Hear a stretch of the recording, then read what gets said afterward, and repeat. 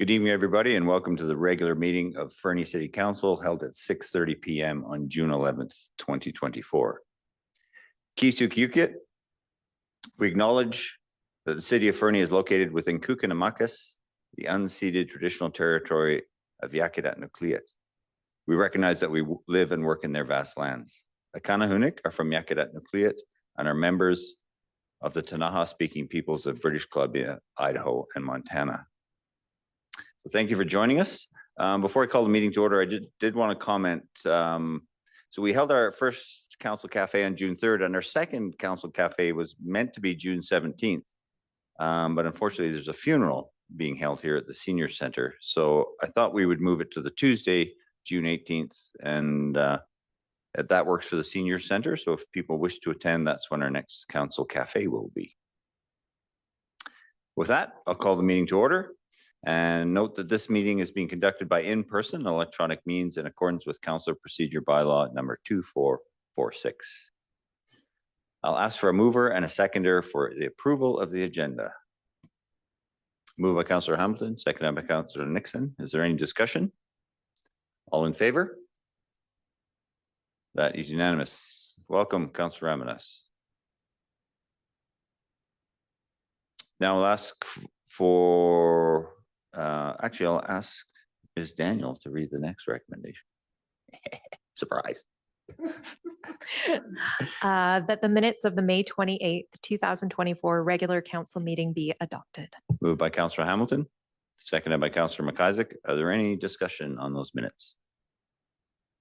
All in favor? That's unanimous. Thank you.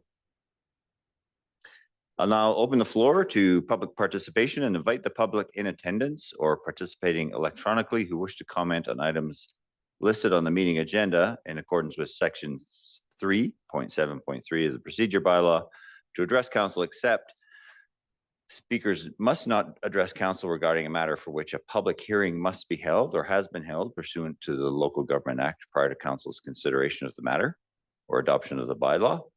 Speakers must not address council regarding regarding a permit for which public notice must be given or has been given pursuant to the Local Government Act prior to council's consideration of issuance of the permit. Any speaker may only address council for a maximum of 3 minutes. So I'll look to the gallery and see if anyone in attendance would like to speak. I take that as a no. And as Ms. Rhodes, is there anyone online who's indicated? Thank you. That moves us along to item 10.1. There's no report attached to this one, as we've gone over this in some detail. Sorry, there is a report in your package, but no report this evening. And I'll ask Ms. Rhodes, I apologize, Ms. Daniel to read the recommendation. That zoning bylaw number 1750, amendment bylaw number 2517, 2024 be adopted. Moved by Councillor Hamilton, seconded by Councillor Nixon. Is there any discussion? Seeing none, I'll call the vote. All those in favor? That is unanimous. Thank you. And I want to commend once again Mr. Similini and the planning staff for pulling that together in such short order. Well done. Item 10.2, a report from Acting Manager of Engineering, Mr. Baird. Subdivision Servicing Development Bylaw.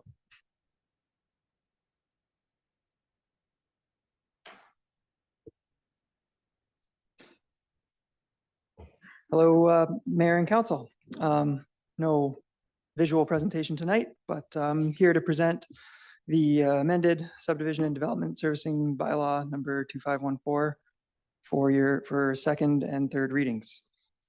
Quick recap from the last time we spoke on April 23rd. The subdivision and development servicing bylaw regulates and sets out requirements for the provision of works and services needed as part of subdivision and development of land. The existing bylaw was written and adopted by council in 1998. And since that time, much has changed in the city, as well as construction and engineering practices. The revised bylaw that you see before us now aims to capture the evolution of these changes within the city and the industry's best practices. Since we last spoke on April 23rd, staff have updated the formatting and numbering of the bylaw document as per council's request. Additionally, updated references to the MMCD documents to reference specific year additions and specification in the specifications and design guidelines. With that, staff are recommending that the amended subdivision and development servicing bylaw be given its second and third reading. Available here to take any further questions that you have. Thank you, Mr. Baird. Questions from council? Councillor Nixon. Thank you, Worship. I really like the approach of following the Master Municipal Construction Documents Guidelines. It's a not-for-profit group, right? And the many other municipalities are using, and as we can see, building with climate change and making things, makes things way more complicated. So I think it's really good. Now, my question is, if we are using the Master Municipal Construction Documents, have we become a member? Thank you for that question. I'm not sure if we are a member. Yeah, I'd have to get back to you on that one. Honestly, we're a subscriber. We're a We subscriber. purchase the documents Okay. for sure. Yeah. But as far as being a member, I'm not sure. We can get back to you on that. Okay. And second Yeah, question, further? just you know, if we're relying upon these documents, will we be able to provide them, or will developers need to subscribe like we are or become members of this group? Thanks for that question. Yeah, developer, we would not be able to provide the documents to the developers or anybody who wanted to use them. They would have to purchase them. I believe we spoke about that last time. Mhm. Thank you. Other questions? Seeing none, I'll ask Ms. Daniel. Oh, sorry, Councillor Shoesmith. Thank you, Mayor Milligan. I kind of ran around doing a bunch of engagement on this one, talking to the sort of builder and development community, and by and large, this is a pretty positive direction. The one large bit of feedback I did get from them, however, was that a lot of them would appreciate another round of engagement. I've been pretty busy, so I haven't had a chance to pin down exactly what that was all about with a lot of them, but they have said that to me. Would it be a giant spanner in the works to delay this just a bit to do another round of that engagement, given that, you know, changing the rules that everybody plays by is something that's probably best done slowly and carefully, with a lot of telegraphing of what we're going to do so people are well aware of it ahead of time? Thanks for that question, Councillor Shoesmith. Giant spanner in the works.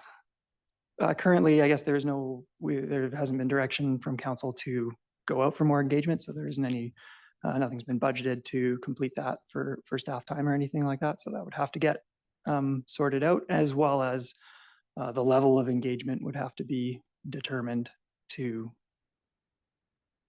you know, how much more do you want? And again, I believe we touched on this at the last meeting as well. Probably doesn't answer your question entirely. Yeah, and as I believe from the report, the formal feedback we did receive, builders and developers who provided feedback were largely in support of going ahead using the MMCD as guidance. Yeah, that is correct. Thank you. Councillor Audie Kelly. Thanks, Your Worship. I just want to reiterate that I too did a little bit of engagement on this topic, and I got the same feedback as Councillor Shoesmith. And you probably don't know off the top of your head, so don't really put you on the spot. Do we know how many hours the engagement that we did added up to, or do we have a rough idea? Yeah, the engagement process that took place, over the last year, there was 2 sort of bigger in-person engagement sessions. Again, off the top of my head, each one probably a couple hours, a morning. The second one for sure was much longer, where we went through, every section. And then as well as that, we've talked about, there were in-person meetings with individuals that were interested. as well as other, questions that came through, say to email and that sort of thing. Again, quantifying that, I couldn't give you a number today, but significant amount of staff time for sure. Yeah, and some of that engagement that we, the city, responded to a considerable amount of, I want to call them something from my mining background, but a considerable number of points of feedback in the order of 140 or something of that nature. Is that correct? That's correct. Yeah. Thank you. Any other questions, discussion? Councillor Hamilton. Thank you. I guess to the councillors who spoke asking about or who'd had additional feedback, I'm curious if you were given any direction on what that feedback might be or what the development community is looking for in terms of additional engagement. Thank you, Councillor Hamilton. Yeah, so there was a couple things I didn't get time to delve into, what with the travel and such, but two things that I did hear is that there were some things that could be touched up, like just from a technical standpoint, nothing earth shattering, not a change in direction or anything like that. And several of them asked for more clarity around the hillsides. They felt that was kind of an oversight. This being a really complicated and deep topic that covers a lot, I kind of haven't delved into it beyond having some conversations about it. And I think that, well, this is the right thing to do. I think that we should be very careful to do it correctly. So, Can you speak to that, Mr. Baird, the hillside?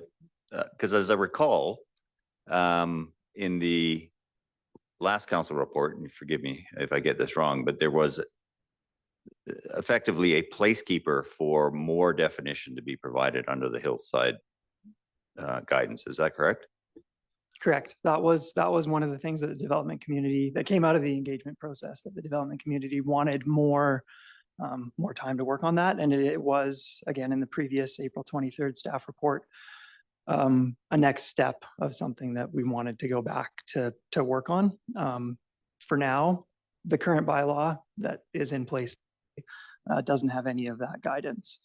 What we've got before you today to be read the second and third times does provide some guidance along that to use, allow relaxation in various things. So we have, with the new bylaw, as we're presenting to you today, there is a mechanism to assist with the hillside standards, but for sure, it's a next step of something that we want to refine more. So sorry if I understand correctly. Sorry, Councillor McIsaac. We have a hillside standard.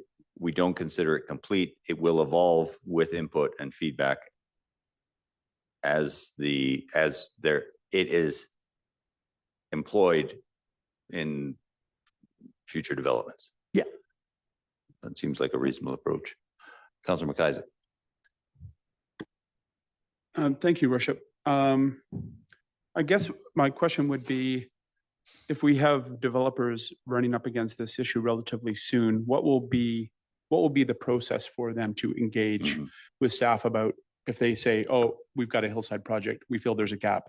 How are we going to fill that? How long is that going to take? And how are we going to be able to address that? My question comes from, I loathe the perfection being the enemy of the good line, but sometimes it is. Sometimes we just need to move forward knowing that it's not perfect and we're going to change it later. But I'd like to hear about what that process would look like and engagement, how it will get changed later. Thank you. Mr. Baird?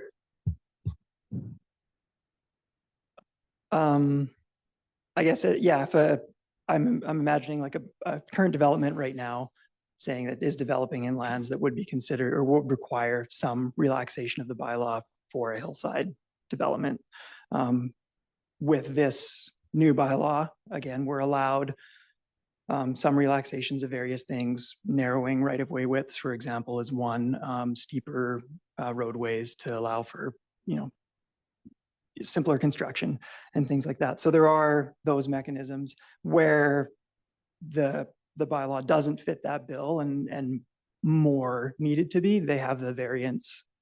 They have the ability to request a variance, and that would be no different than if this didn't get adopted. If they felt that it was too challenging to feasibly develop, they could put forward a variance request, and then that would come to council. Does that answer your question? Partially. I guess what I'd be looking for, I think that answers what exactly what would happen, but so should this happen with the developer and I know that this goes back and forth with the planning department and building department and so on. When solutions have been provided, so we're building in steep terrain, these particular changes have been implemented, they get a variance and so on, does that become a feedback mechanism back into the bylaw? Does that get updated and then the next developer doesn't have to hoe that same row again?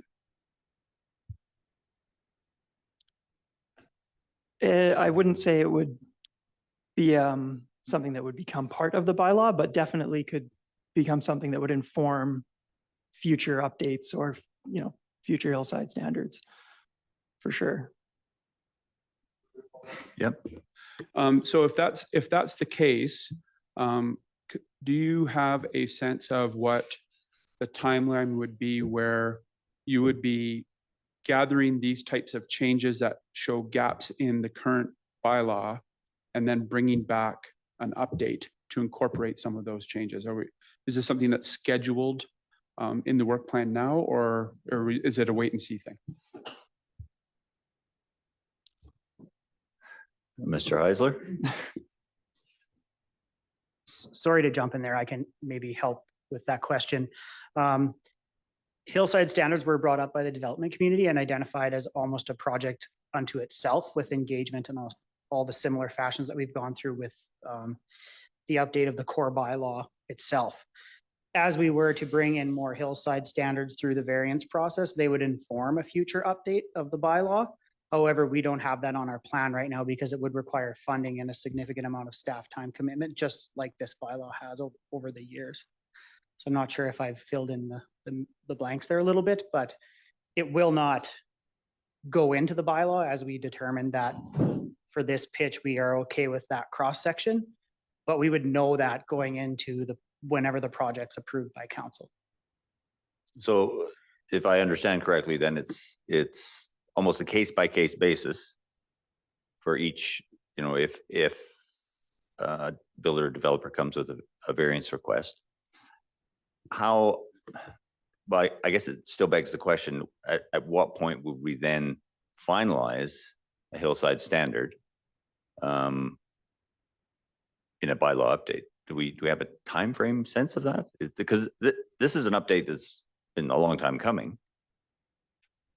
Yeah, this update's been 10 years in the making. I suspect if we have development pace like we've currently been experiencing within, 3 years, 4 years, we're going to have a few different cross sections that we've tried and found some comfort in.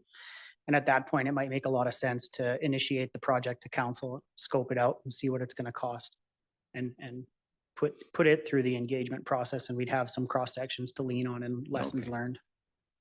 Mr. Boranowski, you have your hand up. Thank you, Your Worship. Through to council. I have spoken about subdivision or development servicing bylaws at length with a number of colleagues at municipalities across BC who rely on the MMCD standard and have customized cross sections additionally developed to meet these types of challenges. Squamish is one. They adopted their development servicing bylaw, and within the next 2 years or so, were able to identify where the common constraints were and bring in a number of cross sections and amend the bylaw to essentially append those onto the bylaw as acceptable cross sections. Other municipalities followed a suit, slightly more comprehensive suit than was planned within the scope of this project, in that they adopted the MMCD standard and then further budgeted for developing a couple customized cross sections within that scope of work. It's not something the city of Fernie did, but we are able to monitor the development pace in the community. And if we see that we're going to be facing a number of complex challenges, whether they're hillside developments or otherwise constrained road cross sections, considering the active transportation, as those come forward to council through the variance process, there are those sort of decision gates when it does hit council where the questions can be asked, okay, are we seeing enough of this that we then want to budget for the civil design and engineering work to then append a new cross section to the servicing bylaw? Yeah, I appreciate that perspective, Mr. Barnowski, because there will be a period, it shouldn't surprise council because we will see any of these variances, I suspect, come through. And so we'll have a sense of the number, the complexity, et cetera, as we go forward. Thank you for that. That's good context. Councillor Shoesmith. Thank you, Mayor Milligan. Yourself and Councillor McIsaac actually asked my next set of questions, and I'm pretty happy with the answers. I'd be more than happy to proceed with this, knowing that our next step is then to have an iteration of engagement about the hillsides, and things will be open to being revisited then. Thank you. Thank you. And so in summary, it's the first and second reading of this bylaw. It is in effect, for the hillside standard in particular, still a bit of a dynamic document. Is that fair? That is fair. Okay, thank you. Councillor McIsaac and then Councillor Hamilton. Thank you, Your Worship. I just wanted to say, one of the the subdivision servicing bylaw has been a long time in the making, and I'm really looking forward to the clarity that it's going to provide to our developed community who have often complained about, not knowing where the standard is, especially because we've made constant updates to it over the years. I'd be very reluctant to put the brakes on now for this particular situation, knowing that we could provide a lot of clarity to a lot of developers with this one particular area being missing, and knowing that we're focusing on it. And I'd hate to think we'd have to go back and looking for funding and wait several years before we could finish the document again for this particular thing. So I think we should continue to move forward with it. And then I'm going to have one further unrelated comment after this. Okay. Councillor Hamilton. Thank you. It was just a very point of clarification that you had said first and second reading, but if I'm not mistaken, it's second and third reading. Oh, sorry. Just for the listening public. Thank you. Councillor Audie Kelly. Thanks, Your Worship. Just out of curiosity, and maybe this isn't an answerable question, do we know the percentage of developable land that is hillside? Like, aside from infill, is most of the developable land now hillside land? Or is it like 50-50 or? Fair question. I'm getting the sense that we don't know the ratio. Okay, thank you. Any other questions or comments? You had an unrelated comment? Go ahead. I do. Thank you, Your Worship. And my comment was related to, just let me get my little note here. Specifically with regards to the 4 pages of highly prescribed parking details about every possible iteration of development of building in town. And I have flown this banner before, and I will continue to fly it until we fix it. Parking shouldn't be a building problem. It should be a street problem. And so I don't want to fix that in this document, but I would very much like to fix it when we get to the OCP, and just want to make sure I keep putting that flag up the pole. Thank you. Thank you, Your Worship. Seeing no more comments, I'll ask Ms. Daniel to read the recommendation. That subdivision and development servicing bylaw number 2514-2024 as amended be given second and third reading. Moved by Councillor Nixon, seconded by Councillor Hamilton. Any further discussion? All those in favor? That is unanimous, if I'm counting correctly. Thank you. That moves us on to item 10.3, a report from our Director of Engineering and Public Works, Mr. Heisler. Thank you, Mayor and Council. I'll just need a moment to get properly set up.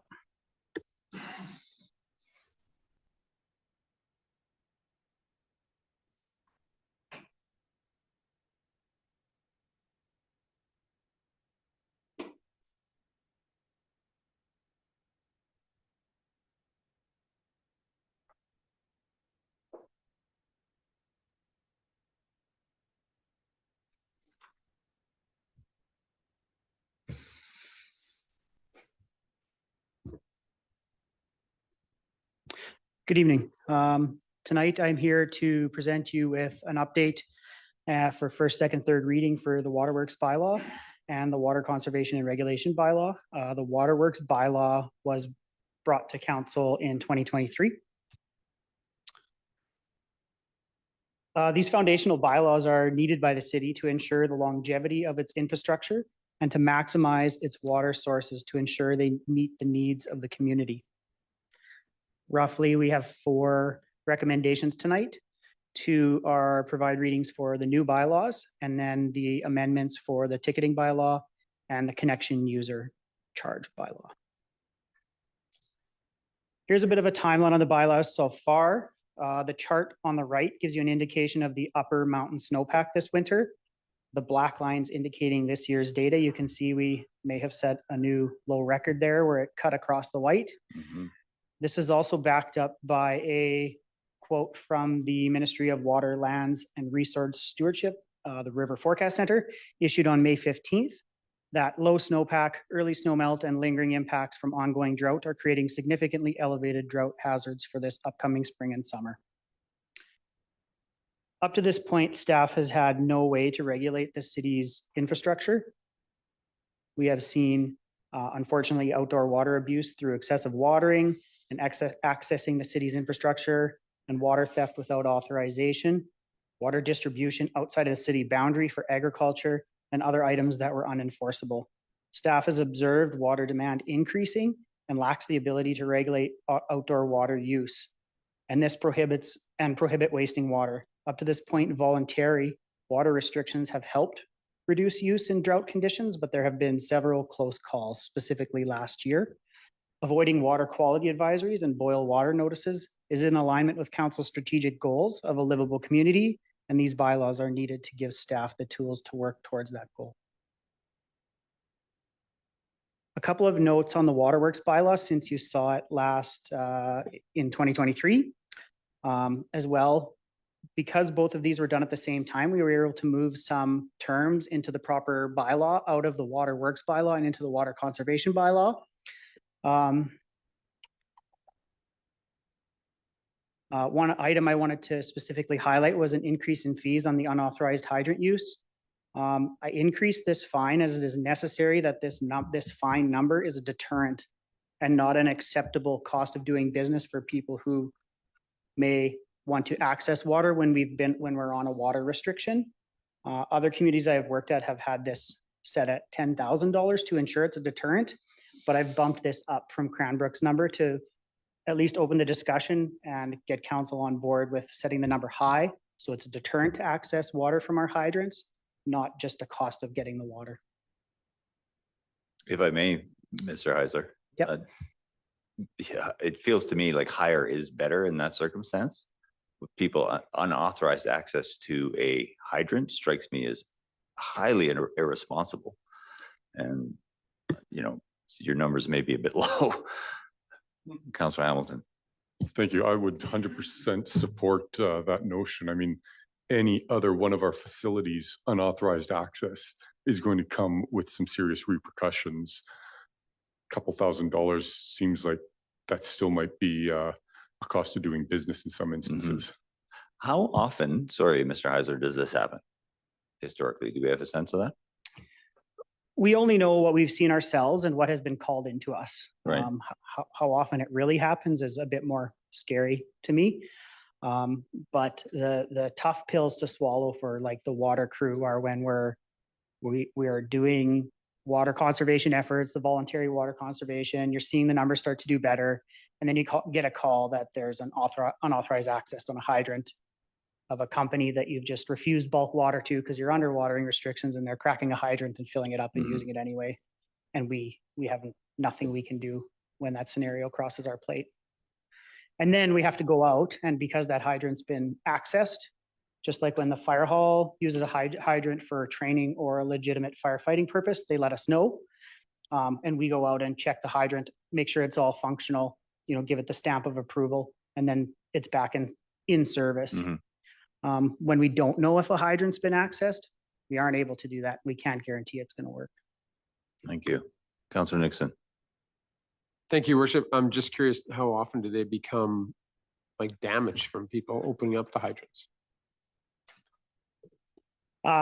If you hang on to that question to a little bit further slide down, we talk about how we are offering bulk water through a hydrant by the yards. Right. And I'd speak about how often it breaks down. Thank you. Shall I Carry on. Carry on? Yeah, please. This is a quick reminder for council of the challenges faced on managing our water infrastructure and sources from different turbidity events. The picture on the left you can see is what we'll call a typical turbidity event, which is muddy water, and then in a heat-related turbidity event on the right. Both force us to go to our secondary source, which has a cap on its capacity, and that's also covered off in this bylaw. So the water conservation bylaw was based on a recent revision of Cranbrook's outdoor watering bylaw made in April of 2024. We have talked to their staff and discussed the changes that were made in the bylaw and the lessons learned from their implementation and monitoring in the summer of 2023. The most notable changes were capping the watering amount per day to a 2 and a 1 hour based on whatever stage you're in. Previously, they just had the watering window and people would water through the whole window. So they identified that as an issue, as well as wording around commercial car washes and landscaping companies. The city will likely experience stage 1 and 2 annually. Stage 1 is triggered by dates, and stage 2 is kind of the first step towards reducing some water usage. When we go into stage 3 and 4, we're seeing more severe issues and thus more restrictions are implemented.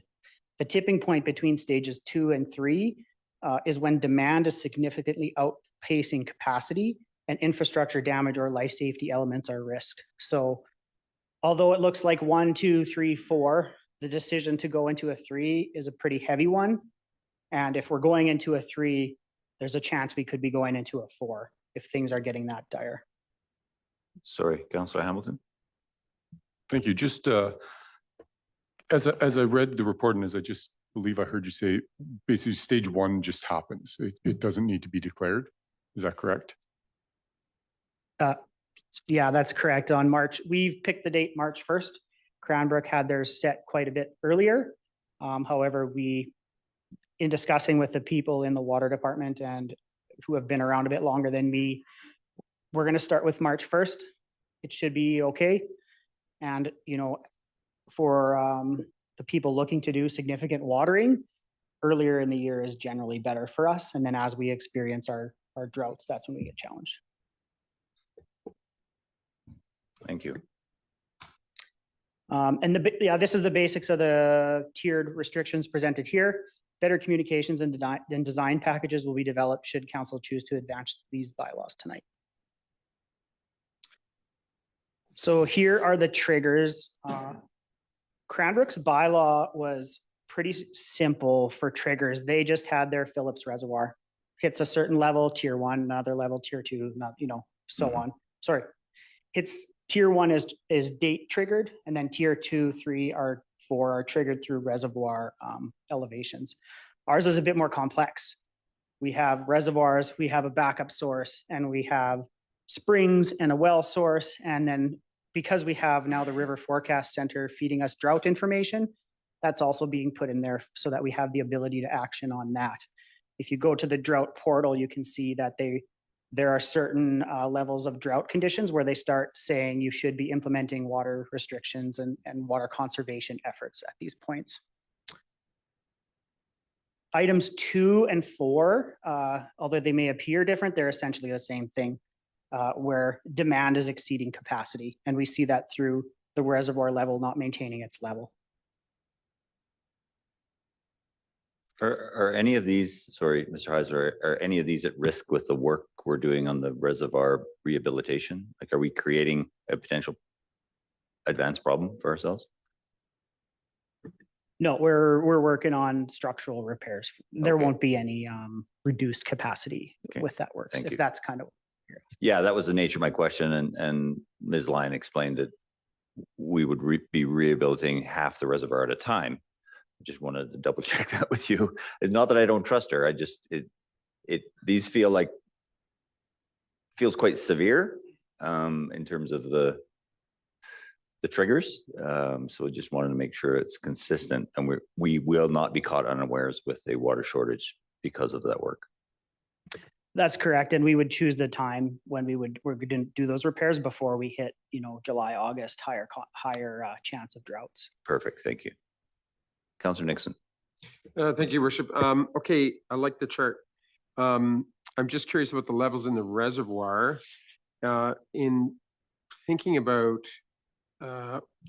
in the staff report, it says we found that there were periods where the pump did not shut off on multiple consecutive days, roughly 8 a.m. to 10 p.m. and the reservoir was not filling, but rather just was maintaining a lower than typical level. So is that level 90%? Is it like, where is that level? Mm-hmm. Okay, through council, I can answer this in a long way. So generally, our reservoir will go from 90 down, pump down to 93% and then refill up to 97, give or take.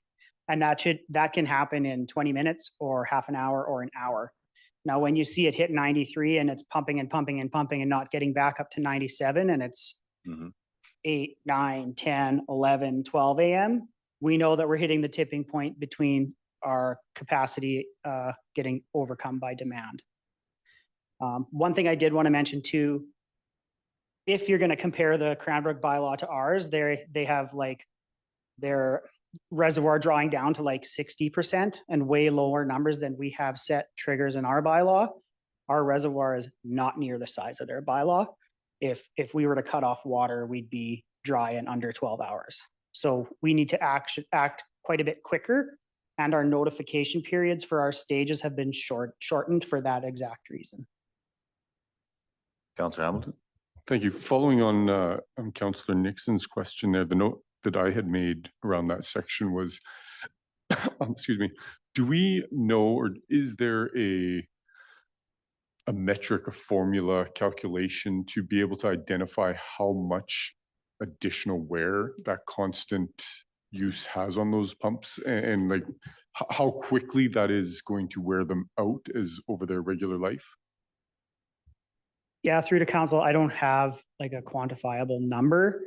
However, when we're in a drought and we're at 32 degrees and the pumps, say for example, James White well pumps are just running steady, and you crack the door and it's hot in there, it's not good for those pumps to be powering through all day like that, running, twice a day for 6-hour runs until in the evening demand slows down and they can break more. Further? Yes, thank you. So I guess just maybe a more clear way of asking the question would have been like, is there a set runtime life expectancy? But it sounds like it's kind of fluid, pun intended. I guess a way I could answer that would be that when those wells were designed, there was a certain amount of assumed days they would run based on our previous turbid events. I don't know that our previous turbid events are really linear going forward. Councillor Audie Kelly. Thanks, Your Worship. Director Heisler, I just wanted to ask about currently on an honor system where it's like odd and even days for watering depending on what side of the street we're on. Are we still going to try to encompass that? Because I was just, you talking about drawing down the water. If everybody picked the same 3 days and the same span of hours, is that going to be a big problem? Like just if it was coincidence, like, you know what I mean? Like what if that happened? Yeah, like if you get into the details of the bylaw, it is odd and evens, and then it goes from 3 days a week alternating and then down to 2 days a week, but odds and evens are offset. Thank you. Carry on. I just wanted to make a couple notes here as we go through it. I wanted to make a clear separation on what water the city would regulate with this bylaw. Obviously, we're only regulating municipally supplied water. Captured water is not regulated by this bylaw. So that's kind of communications that we can work on going forward. New lawn or tree permit, a permitting process managed through the Public Works Department that requires the display of the permit at the curb for 21 days, allows for daily watering of a new lawn or tree. For this permit to be valid in stages 3 and 4, there must be proof of purchase prior to the implementation of stage 3. That's the only way people will be allowed to water in those stages. Don't run out and buy your trees then, was what you're saying. Spring is the time, yeah. Yeah. Wasting water, wording around wasting water related to excessive watering and runoff, leaking fixtures, appliances, pools, ponds without recirculating devices, and hose use without an automatic shutoff for a person there have been moved from the Water Works bylaw into the Water Conservation bylaw, and they're more robust based on Cranbrook's wording. Vegetables and food producing gardens. This topic was heavily debated within the city. Cranbrook actually restricts the watering of gardens in stages 3 and 4. We have written this bylaw to allow for the watering of gardens into stage 3, but restrict in stage 4. The reasoning was to ensure that with food security for the residents, that they could continue to grow their gardens to the point where we couldn't allow it. However, upon a legal review, we were notified that there could be a bit of an enforcement issue if someone is planting vegetables so that they can water the vegetables as well as their lawn in strategic areas. So we're going to have to monitor that for misuse and just see how it goes. This is a breakdown of the MTI fines related to the Water Conservation and Regulation bylaw, increasing in severity by offenses, and they are set a bit higher in stage 4, as that is where we are essentially in a crisis situation. Outstanding issues. This is the bulk water question. This service was developed ad hoc by staff, never really scoped out by council when it was only used a few times a year. It was administered manually via a hydrant from the operations yard, which is frequently damaged and requires repairs. I would have to ballpark, I could pull the data, but it's at least 3 times a year and probably in the ballpark of $10,000 to $15,000 worth of parts if we have to replace the whole stem of the hydrant that we use. Sorry, Mr. Eisler. So we don't man it, but we allow people access to it, and that's where the damage potentially happens. That's correct, yeah. So we have a gate valve set up on it so they can't crack the hydrant quite quick like a firefighter could. They're forced to turn the gate valve and it slowly releases the pressure. We've mitigated damage as best as we can without having a different facility. Thank you.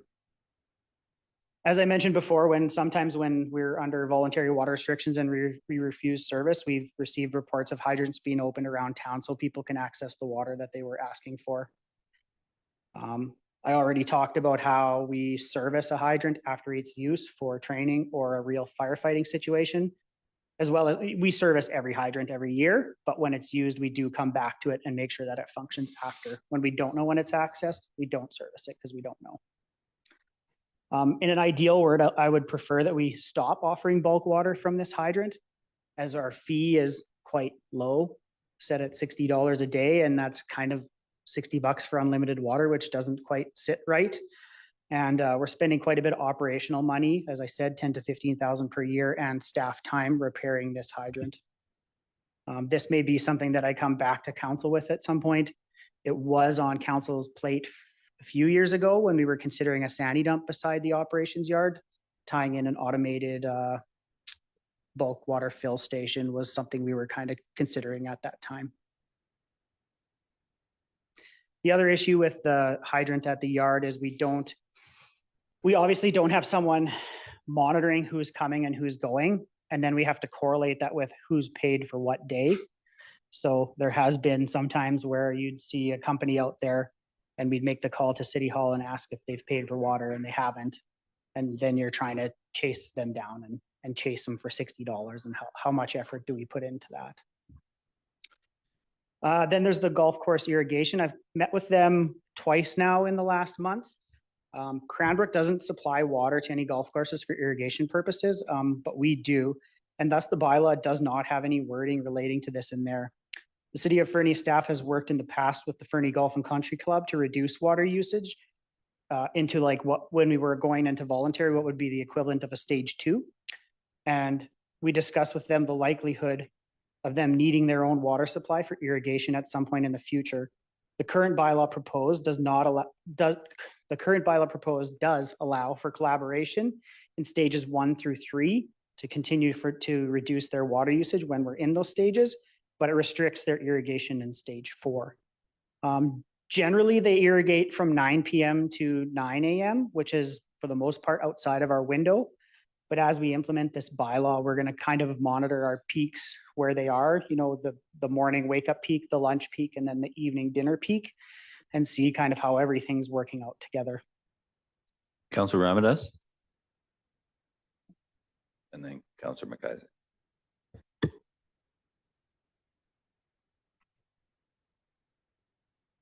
Oh.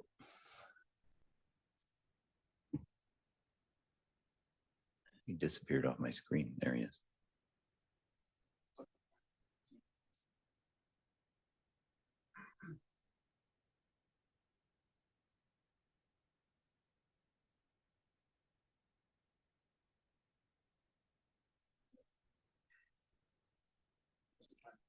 Yeah. Councillor McIsaac, do you want to ask your question? Sure. Thank you, Your Worship. The question I wanted to ask is, sorry, you mentioned that there was some discussion about them considering their own irrigation source. I wonder if, are we at a stage where we're prepared to have a discussion about what that might look like for them in the future? Yeah, I think we are at that stage. They've, you know, they themselves have been saying that the city's been talking about this for quite some time, but it's never really gotten anywhere. And so that's why I engaged them a few weeks ago to say the bylaws coming to the table. Here's the dates, watch the video, listen to the discussion so you know kind of what's coming down the pipe. But I think we are at that stage of having that discussion and figuring out how we get them off the system and what that phased approach looks like. At this point, they're quite collaborative, which is really good. Our water crew can call their maintenance crew and quite immediately make a change for that evening's watering plan. So like we have quite a good relationship right now.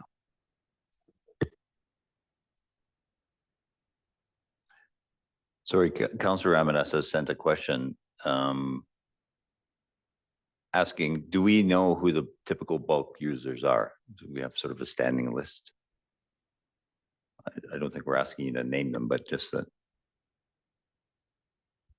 Specifically, no. No. Just through industry, yes, we know who the bulk users are. Car washes, you know, you can go through and figure out who's using quite a bit of water. Oh, sorry. No, I think he's asking in terms of the bulk station that you're, yeah. Well, we only know who is following the process and coming in and paying. Fair. We don't know who isn't following the process. Obviously, we don't have someone standing at the hydrant seeing No. who's coming and going. Yeah. Thank you. Councillor McIsaac? Thank you, Your Worship. Just out of curiosity, if we stop providing bulk water at the yards at the hydrant there, do the local users who use that have an alternate option? Right now, we're the easy option. It would be how I would answer that. Pumping water from a storm pond or something else, we'd have to explore all that stuff. We don't have that answer right now. Right now, it's just something I wanted to bring up to council as a next item, an outstanding work. Councillor Nixon, then Councillor Shoesmith. Thank you again, Your Worship. Just curious, we have all these watering days and limits, lawn watering, new lawn. Do we have anything for commercial? Like, is there other? Oh, there it is. I'm sorry. I totally gapped on that. Sorry. Disregard that question. Councillor Shoesmith. Thank you, Mayor Milligan. Just a couple quick questions. One is, in all my reading through this, I'm still unclear. At any point, are we going to be handing $250 fine to some kids playing with a hose because they're watering the lawn? But you know what I mean? Like, Fair question. Yeah, that's not the intent of the bylaw. Like, we have bigger fish to fry to answer that. Basically, the property that's irrigating every night, all night, and we didn't have the tools to do anything about it. Now we will. If some kids are playing with the hose on a 30-degree day, I think our bylaw department has enough on their plate, but we do need to take water conservation quite seriously. Can I jump back to Councillor McIsaac's question? Of course. If that's okay. Yeah, like to answer that question a little bit better, I guess what I saw last year that really didn't sit quite well with me was a large contractor doing a large project outside of city limits, coming into Fernie and paying $60 and getting unlimited water all day. Mhm. That was kind of like, okay, this has gotten really out of hand from us just giving the mussels people half a tank of water for like 2 weeks. You could see like this, something isn't right here. So that's kind of where the bulk water issue needs to be revisited and addressed at some point. Councillor Shoesmith and then Councillor McIver. Thanks. Yeah, and in that vein, you said we spend $15,000 a year on that water fill zone? Like, is it for real? In staff time and parts and repairs, yes. If we have to replace the stem and a hydrant, it's not cheap. We have a bit of a scrapyard that we can salvage from, but when the water crew should be doing maintenance and they're out there fixing the hydrant again the next week, it's tough to look out the window and see that happening again. Yeah. Yeah. Have you done a calculation as to what we would charge for bulk water in order to cover those costs? That's a complicated question. Do we want, you could do simple division and get a Mhm. cost per gallon. However, we do have leakage in our system too. And should we be charging for the leakage? And Fair. the rate may be something that council would want to discuss. Yeah, thank you. Councillor McIver, did you have another question? I think my question was essentially what. Okay. How would we cost that? Yeah, okay. Councillor Nixon. Okay, different question. Thank you, Worship. I had it written down and then I saw it and I answered it myself before, but anyway, so I just started writing it down. Anyways, curious if we can just close that down, that bulk water station, if it's going to cost us that much. $15,000 a year is a lot. Yeah, I'd like to scope out the impacts of that before I just say yes. If I had a magic wand, I'd be like, yeah, get rid of the problem. But last year when we implemented water restrictions, we started to bring some of our contractors who needed water. We allowed them into the yards to get bulk water from our wash bay. That at least gave us a little bit of control to like shut down the hydrant and nobody's using the hydrant, and anybody who's coming in the gate, we know that we're approving them for our purposes. Yeah, that one, while I very much appreciate the question, that would require some research because we would potentially create some unintended consequences, including, people dropping pipes in the river and God knows what all in terms of siphoning water they're not legally licensed to get. So, Mr. Eisler. As we kind of move through water restrictions, once we hit a level 2, we will be shutting the hydrant off outside the yards and then we have a little bit more control. But what we don't want is, not a conga line, but a conga line of users coming into the yards, getting water. Mm-hmm. And then we have to kind of police who's paid and who hasn't paid and who's authorized. Councillor Hamilton. Thank you. Just as my own ignorance question, when you say shut the hydrant off outside of public yards, is that, you mean shutting it off as in accessing it or like actually stopping the water flow? We could shut it off. We would discuss with the fire department if there was quite a bit of abuse, we can turn the valve off in front of the hydrant. However, we have to be mindful of the radius that those hydrants cover. So what we currently do is we put a barrel on top of the hydrant with a sign saying, no unauthorized use. And then all of internal staff knows like nobody should be using that hydrant. And if the firefighters needed that hydrant, they just pop the barrel off and use it. Thank you. That was going to be my follow-up. Councillor Nixon. Just one more question, just not leading the witness or anything. But I mean, sorry. Is there any missing piece of the puzzle that we should be looking into? Missing from this Missing bylaw? from our bylaw, missing from the city of Fernie.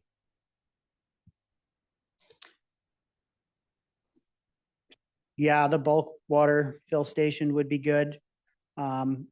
Figuring out if we're in a stage 4, how we can approach our heavy users and how they could get some alternate water that may not need treatment. That's the big ticket, right? We're treating this water, and if we end up going down the path of having a filtration plant at Ferry Creek 2, the cost of that liter of water is only going up. and $60 doesn't cut it for bulk water. So yes, there are gaps, but progress over perfection is kind of my motto too. Well, actually, see, Mr. Bornowski had his hand up there for a while. I, on behalf of Mr. Heisler, I've been speaking with colleagues across the province who are dealing with new water conservation bylaws or watering restriction bylaws. And a number have recommended, after their first implementation of the bylaw, similar to what Mr. Heisler has noted with Cranbrook, monitoring that, but also engaging community partners. And something that's been effective in places such as Tofino, who I think deserve a lot of credit here, is just engaging with their tourism, Tofino, and their chamber and retail businesses and accommodators. And they have further layered in requirements around public communication of watering restrictions and water conservation best practices that businesses hand out and must display and must provide to customers and to visitors in accommodations. And they've done that in a very nice collaborative way, where the tourism, the DMO, the Destination Marketing Organization, has helped develop the public information for visitors. The chamber has helped develop the information for businesses on A, how they can conserve water, and on B, how they can coach customers on how to further conserve water. And it strikes me, as we develop continually improved collaborative relationships with our partners, that's a really good next step for us to explore as well, because I think together we can identify some effective communication channels. And so we're rolling out our first step, which is the baseline tool, and then looking at that engagement moving forward is, to Councillor Nixon's question, I think maybe not a missing piece, but a very important, continual practice we have to look at. Yeah, I think that's a great observation, particularly given that we all, as we move into water restrictions, we all share a certain responsibility, locals and visitors alike. Mr. Heisler. I guess a kind of a good guide for the missing piece to like our whole water management umbrella, I'll just call it. I did attach the conditions on the water permit.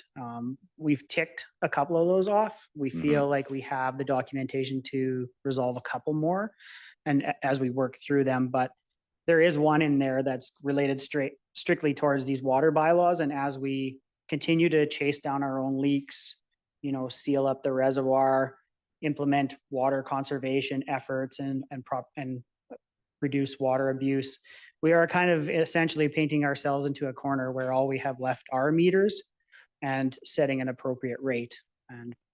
But we have quite a bit of stuff. We're doing the leak detection this year in the capital project. These are before council right now. That'll also help. And we're working on the right things, essentially. If you look at the conditions on the permit, capital program list, and kind of the bylaws that we're bringing forward, we're on the right path. Yeah, and just on the surface, I'm not sure I'd want to paint it or use your language. We're painting ourselves into a corner, because we have a shared responsibility as a community for water conservation, and ultimately meters will be part of that solution, so that we know where all the water is going, and we're working. Pardon me, I lost my little. we're working. It destroyed the gravity of my presentation. As we work to address our issues, you're right. Like, at some point, we will be collectively more comfortable to say meters are the next logical step in terms of a shared responsibility for water conservation as a community. I could pop the resolutions back up if council wishes, or answer any more questions at this point. Any additional questions? I do wonder about the municipal ticket information amendment, and my instinct is to say people tampering with fire hydrants, in my mind, it should be $5,000 on the first offense, $10,000 on the second offense. Like, that to me feels like an appropriate amount. And I don't know procedurally whether we can amend it on the fly like that. Is Daniel? My recommendation would be to have a resolution which Council provide municipal ticket information bylaw number 2041, amendment bylaw number 2519, 2024, first and second reading as amended to increase said fees. I can look that up. Thank you. And, yeah, you know, feel like I'm sort of leading the charge here. I'd look to the council to see if there's a consensus on that. Sorry, Mr. Heisler. Yeah. If I can add a little bit into that too, there is a number that bylaw can charge an individual or company without having to take them to court. Aha. And once you cross that number, the whole process becomes quite a bit more involved and lengthy. Okay. So we may need a moment here to find that number just to feed into any discussion about what that the fine would be set at. Councillor Shoesmith. While they're doing that, I'll weigh in. I feel the 2,000 and 3,000 is a pretty reasonable is not the word. That's a pretty stiff fine. I think that's a good level of fine. I mean, in context, for most people, take home pay, that's at least a week or two. And I think that definitely stings. Fair. Yeah, no, I appreciate that perspective. Councillor Nixon. Thank you, Worship. Just to counter that, it's not actually people that we're charging, it's companies that are dragging the water up to the ski hill or wherever other developments that we're going to be charging for, you know, for stealing or not stealing, but taking the water at $60 a. No, Right? sorry, no, This is the other temper, this is. The yeah, other- so tampering with the hydrant, you know, say in main town, you know, in a quiet street, they hook into a hydrant and fill up a water tank. Councillor McIsaac. Thank you, Worship. Although Councillor Nixon may have come at it from an oblique angle, but the question still should be asked, is the typical abuser of the hydrant a person or a company? Mr. Heisler? Good question. Through to council, both, from what I've seen. Okay, We do have the number, and that little flag in the back of my mind was correct. We set it at 3 so that we could ticket with our own bylaw enforcement individuals without having to go to court and it becoming a lengthy administrative process. thank you. No, I appreciate that clarification because that's a very practical reality. I didn't appreciate in advance. So I'm on that note and recognizing Councillor Shoesmith's comments. Councillor Ramirez? Thanks, Your Worship. Thanks for accommodating my really terrible technology here. I completely, I think the rest of the council echoed just what I was thinking about it. Feel like, you know, abusing hydrant connection should have a stiffer penalty. And it again goes back to whether it is a company that is doing it or an individual. And if and it doesn't matter to me, actually, it should be stiffer. Doesn't matter if it's an individual or a company. I just feel like there is a threshold there of fair usage, and that threshold is broken when someone is stealing that from the hydrant. Thank you.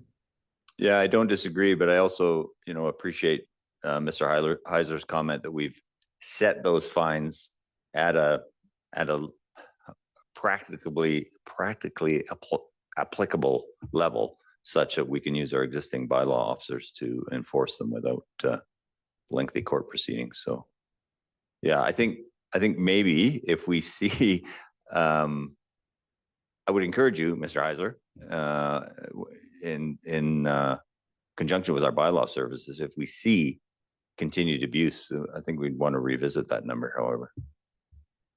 Yeah, through to council, I suspect we're going to be, like, in my head, I think the best action for these bylaws, specifically the outdoor watering bylaw, I know the unauthorized access of a hydrant is in the other one.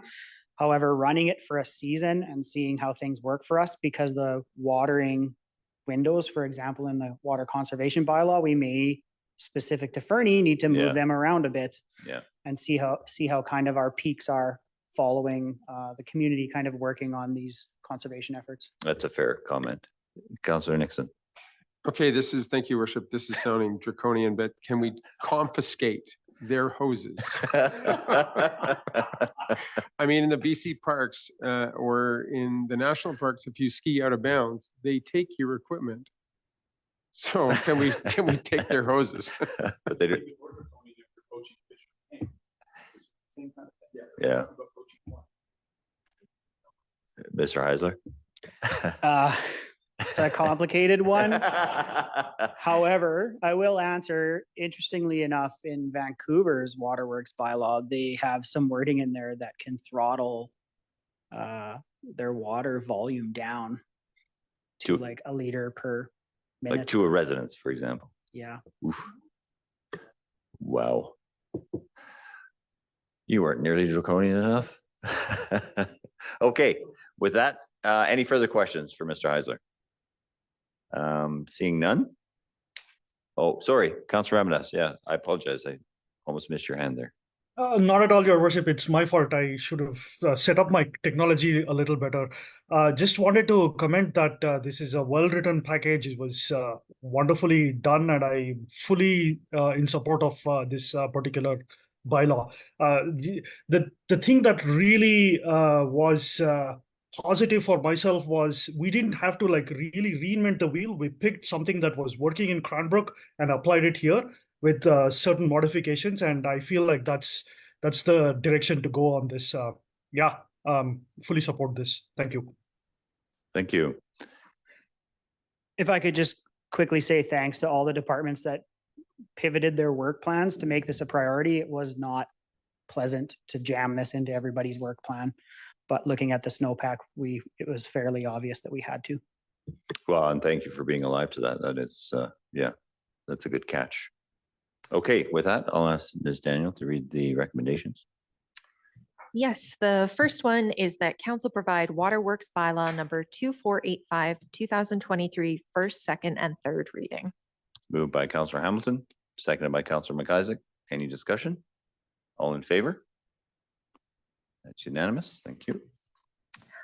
The second being that council provide water conservation and regulation bylaw number 2518, 2024, first, second, and third reading. Moved by Councillor Hamilton, seconded by Councillor Nixon. Any further discussion? All in favor? That's unanimous. Thank you. The third, that council provide municipal ticket information bylaw number 2041, amendment bylaw number 2519, 2024, first, second, and third reading. Moved by Councillor Hamilton, seconded by Councillor Shoesmith. Any discussion? All in favor? That's unanimous. Thank you. Lastly, that council provide water connection and user charge bylaw number 1594, amendment bylaw number 2520, first, second, and third reading. Moved by Councillor Hamilton, seconded by Councillor Nixon. Any discussion? Councillor Shoesmith. Thank you, Mayor Milligan. Just one comment that as much as I feel this is necessary and I'm in support of this, it is something that I do begrudgingly. I'm loath to impose restrictions on people unless they're completely necessary. Thank you for that perspective. Any other comments? All in favor? Also unanimous. Thank you very much, everybody. That moves us along to item 10.4, report from Manager of Planning, Mr. Similini, in his incredibly dapper bow tie. Well done. I dressed for the event of the adoption of small scale multi-unit housing, Your Worship.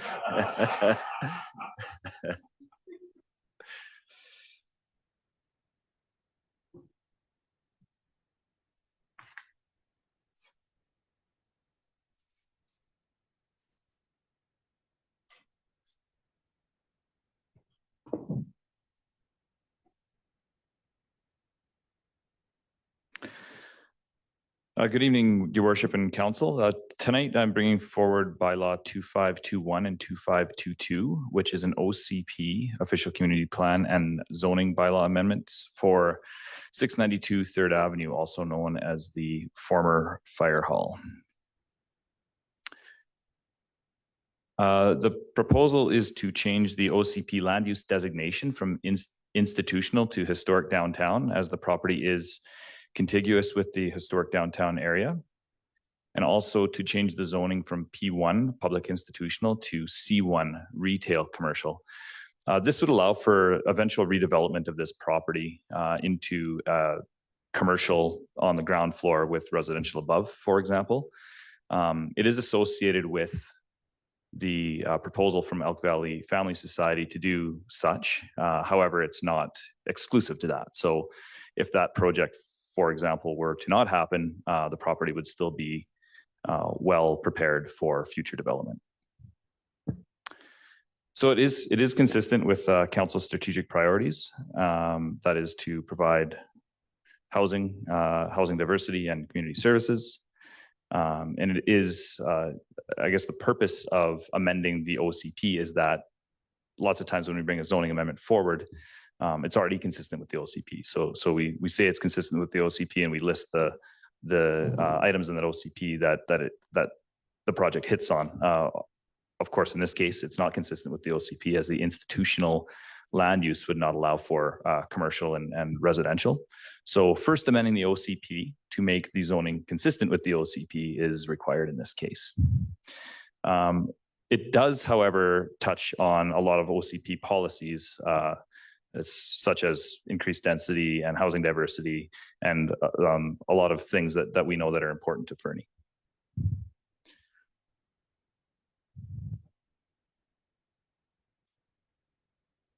So very brief presentation tonight. I just wanted to go through the proposal first, and then willing to discuss and answer any questions from council.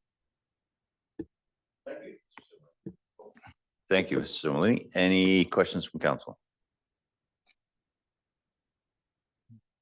Councillor Hamilton.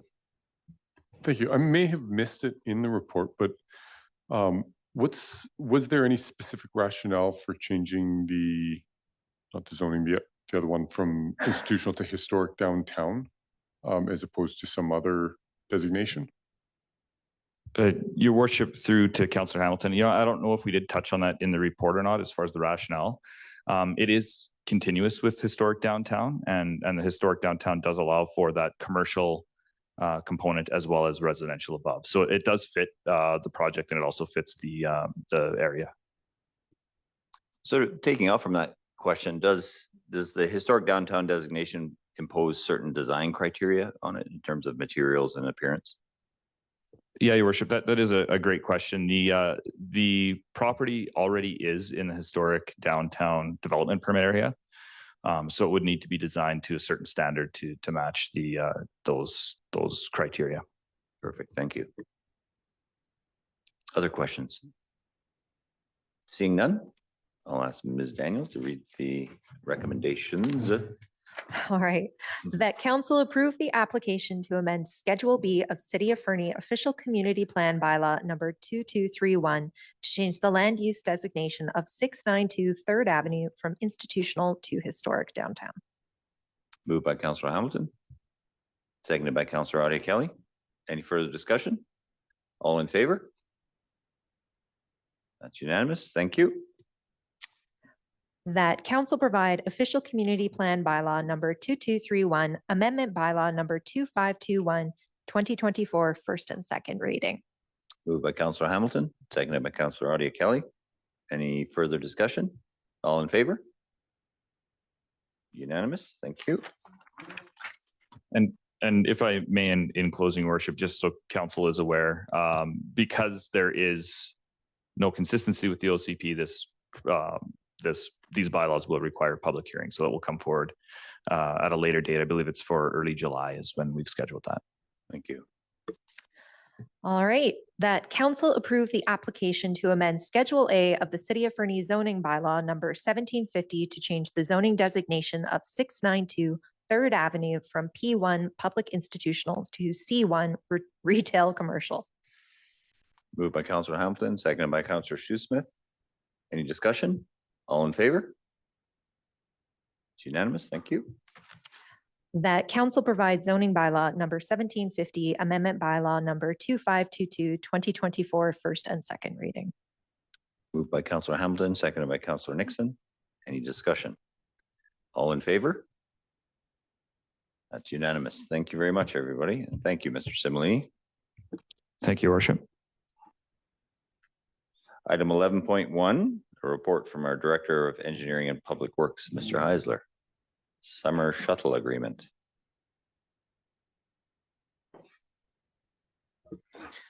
This is a much shorter presentation, I assure you.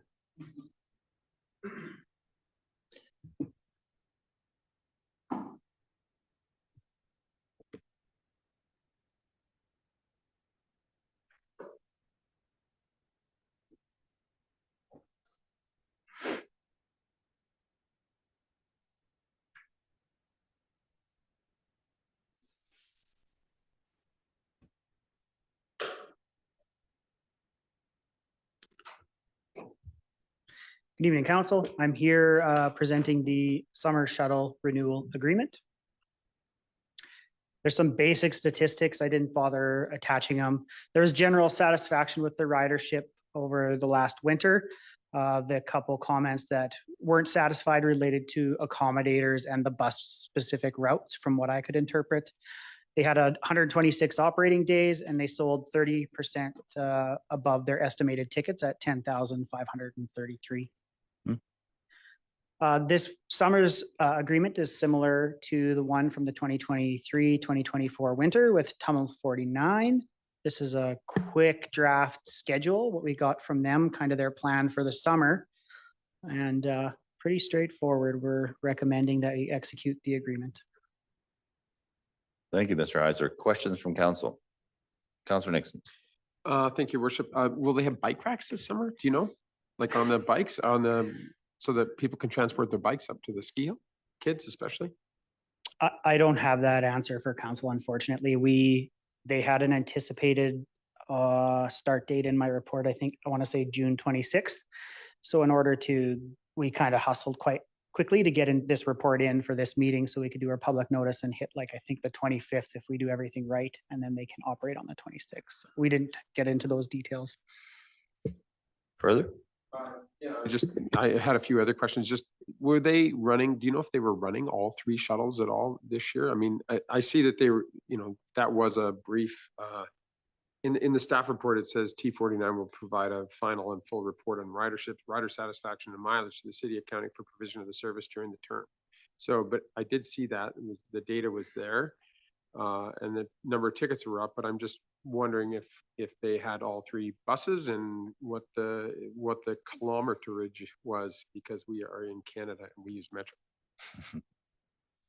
I would have to get all those answers from Tourism Fernie themselves. Yeah, the data was fairly limited in comments, and then just basic statistics that I threw up on the second slide there.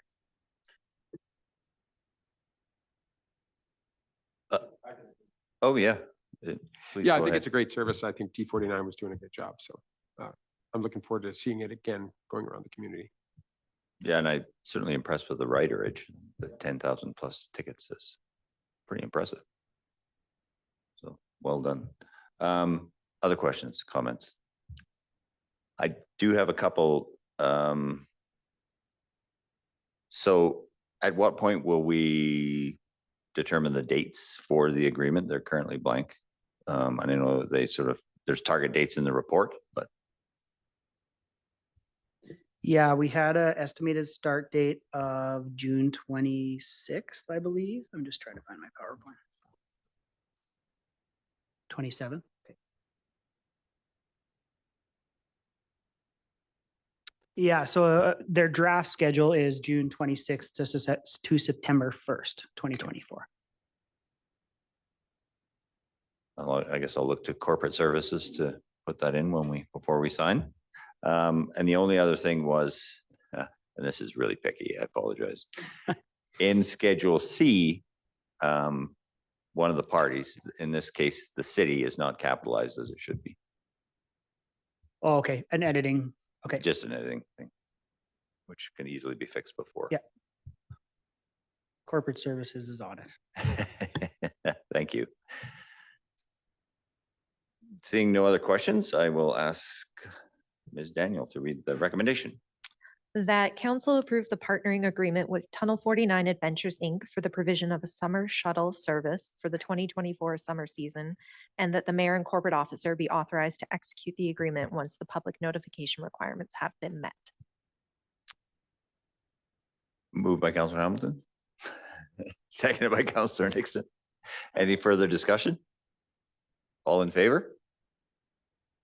That is unanimous. Thank you very much. Thank you, Mr. Eisler.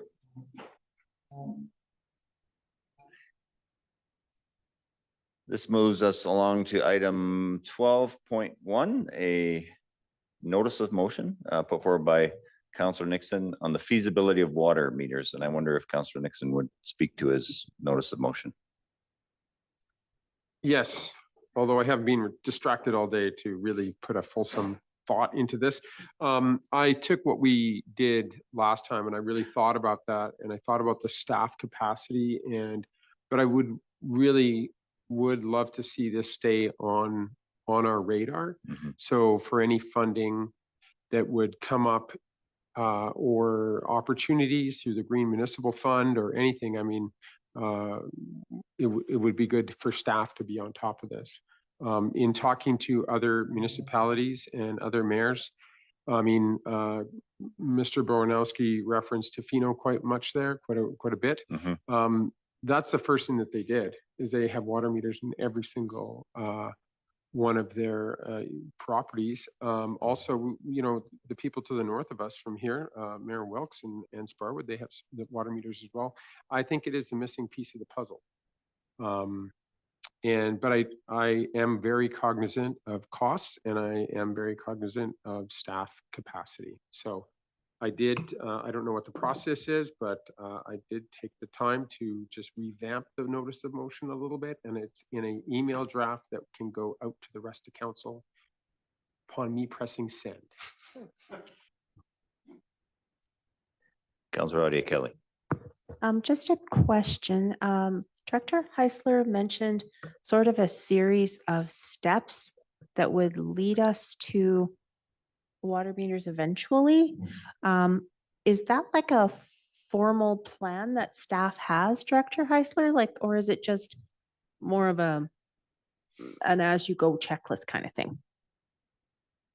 It's not through to council. It's not necessarily a formal plan, but the IICP does guide us tracking down our oldest, most suspect pipes, as well as our scan this year with our leaks, narrowing it in within 2 blocks and continuing down that path. So if you package the reservoir remediation with us tracking down our leaks and providing more layers of detail on where our leaks are, and then you add the bylaws onto it, we are only left with a few options, and water meters is one of them. Thank you, Mr. Heiser. While we have you at the podium, so as I said earlier, I think ultimately water meters are part of the solution. But from your perspective, where would this fit in your work plan? Would it be a 2020, 25 piece of work, or? This may fall into a similar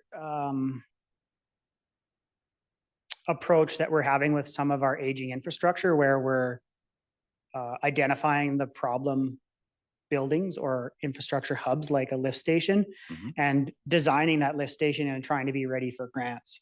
So maybe we would scope out this as a project to get into a situation where we would be grant ready and determining what we need to be grant ready. And should something come up and we can bring it to council, I suspect, if I'm reading the room correctly here, that we would be looking at a grant for this is when we would want to move it forward. So that's kind of my thought process. Well, I turn to Councillor Nixon, and does that seem like a reasonable approach?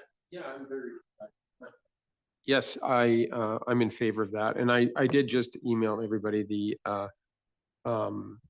the changes in the notice of motion as well, and I can, if you want, I can read that out. Yeah, actually, if you sorry. Okay. Okay. Yeah, please, if you don't mind.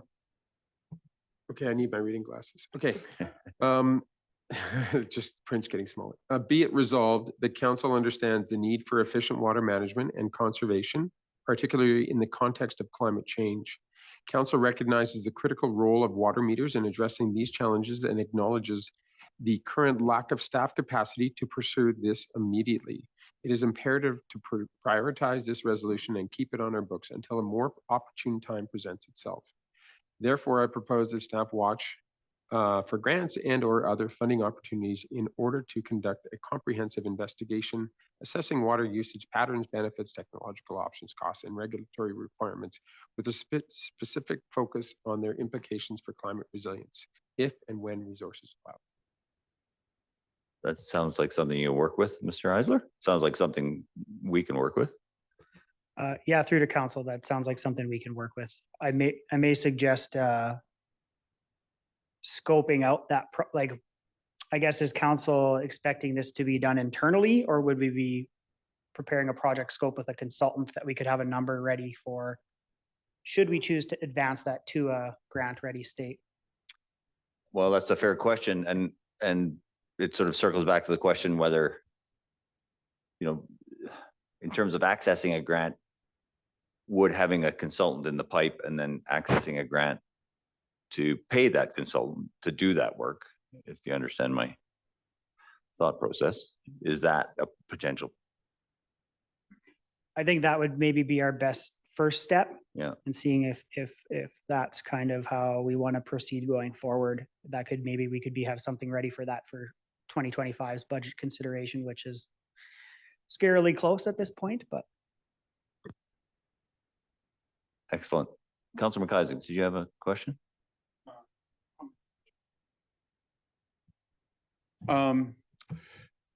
Two comments, actually. The first comment is, I appreciate where Councillor Nixon is going on here. With regards to sort of being ready, one of the things that's been very notable amongst our ability to go and acquire grants for infrastructure, of which there have been millions, it almost always has been successful because we already had a plan. That's really where the opportunity has been, is when we've gone through, done the policy work and so on, and then go asking, and then when a grant is there, we're ready. We're, you know, because there are many hands going up, and a very few of them are able to say, we're ready to proceed.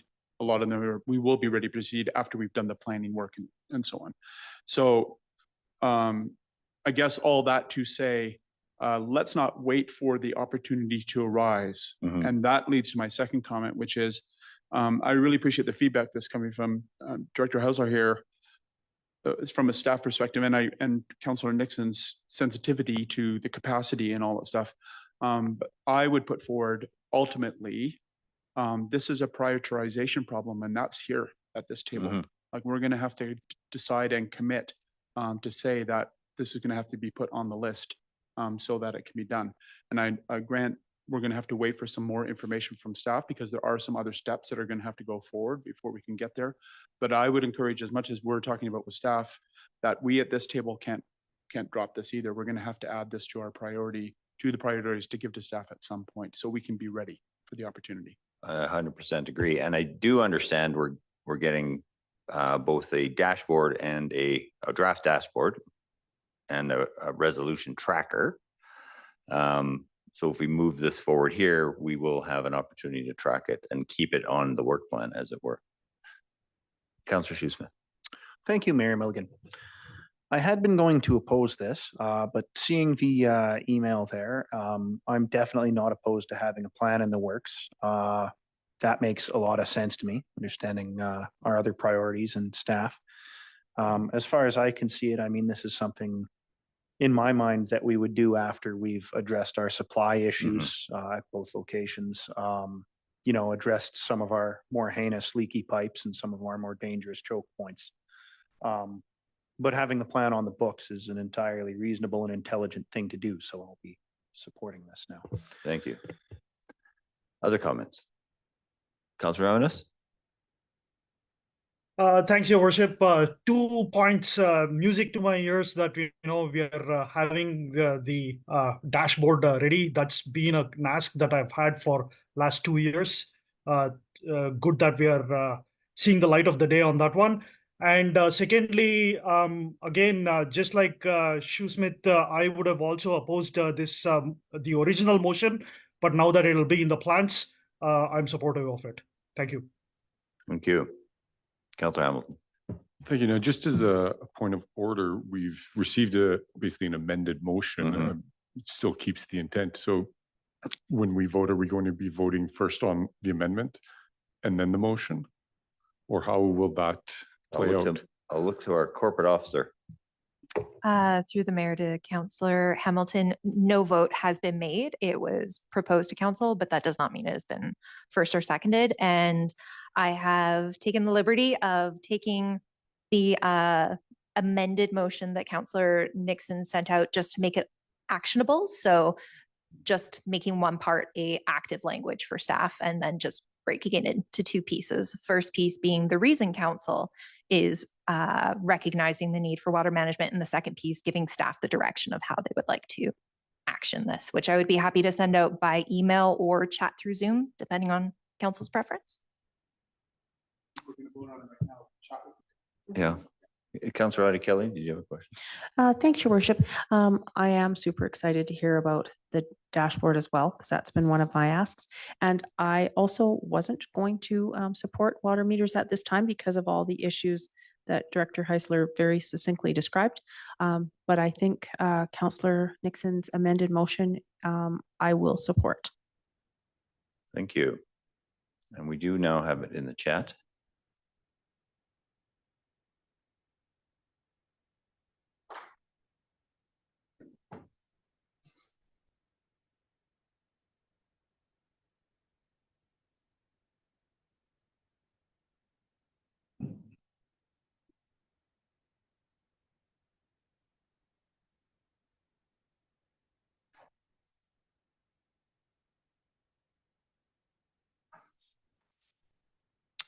If everybody's had a chance to read it, are there any comments, or look to Councillor Nixon first, is it?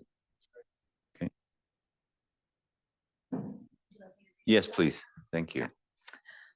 All right. Be it resolved that council understands the need for efficient water management and conservation, particularly in the context of climate change. Council recognizes the critical role of water meters in addressing these challenges, and while acknowledging the current lack of staff capacity to pursue this immediately, it is imperative to prioritize this resolution and keep it on our books until a more opportune time presents itself. Therefore, council directs staff to watch for grants and/or other funding opportunities in order to conduct a comprehensive investigation, assessment of water usage patterns, benefits, technological options, costs, and regulatory requirements of water meters, with a specific focus on their implications for climate resilience if and when internal resources allow. So moved by Councillor Nixon, seconded by Councillor Hamilton. Any further discussion? Councillor McIsaac. Thank you, Worship. Just a final comment that while I fully support this motion and getting this underway and planning and so on, I'd still like to ensure that the responsibility for prioritizing this is on council. I would like to know can we have this item come back to us, say, next spring, if we haven't tackled it yet, to revisit it for an opportunity to see if it needs to be added to the priority list for staff, or at the next time that we go through that process. And I don't know how we would set that up for that to return. Yeah, it's a fair question. And I'd look to Mr. Burdett if this is something that could be in your conversation with Mr. Heisler. You turn to look at him.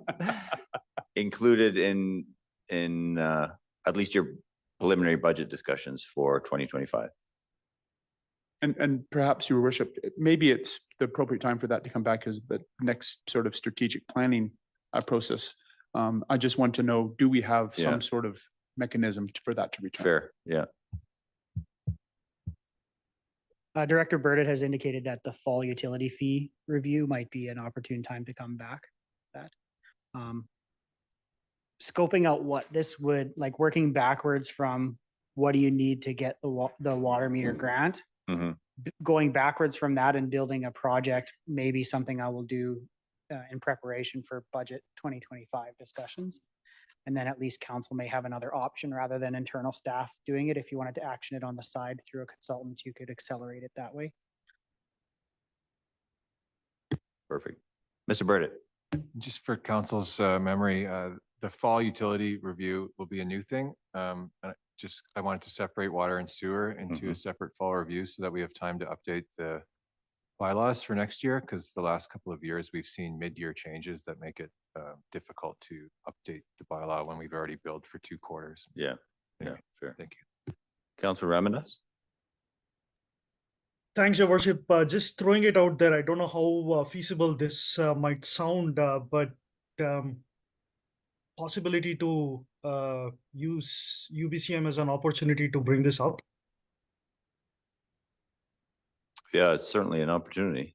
Yeah, to look at opportunities for granting amongst other supportive activities. I can't think off the top of my head what those might be. Councillor Hamilton. This is also something that if it is this council's priority, that can be brought to AKBLG. And I'll jump the gun on my council report, but this was also one of the things that I spoke to the Green Municipal Fund about at FCM last weekend. Right. Okay. Thank you. Yeah. Councillor Ennis. Sorry, this is just more so of like a policy question. Going back to the idea of revisiting this within a year, considering that as Director Burdett brought up, that water and sewer would be two separate, that staff is trying to keep them as completely separate.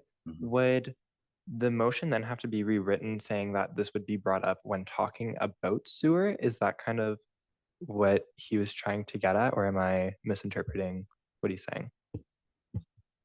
Good question. Yep, good question, and thanks for it.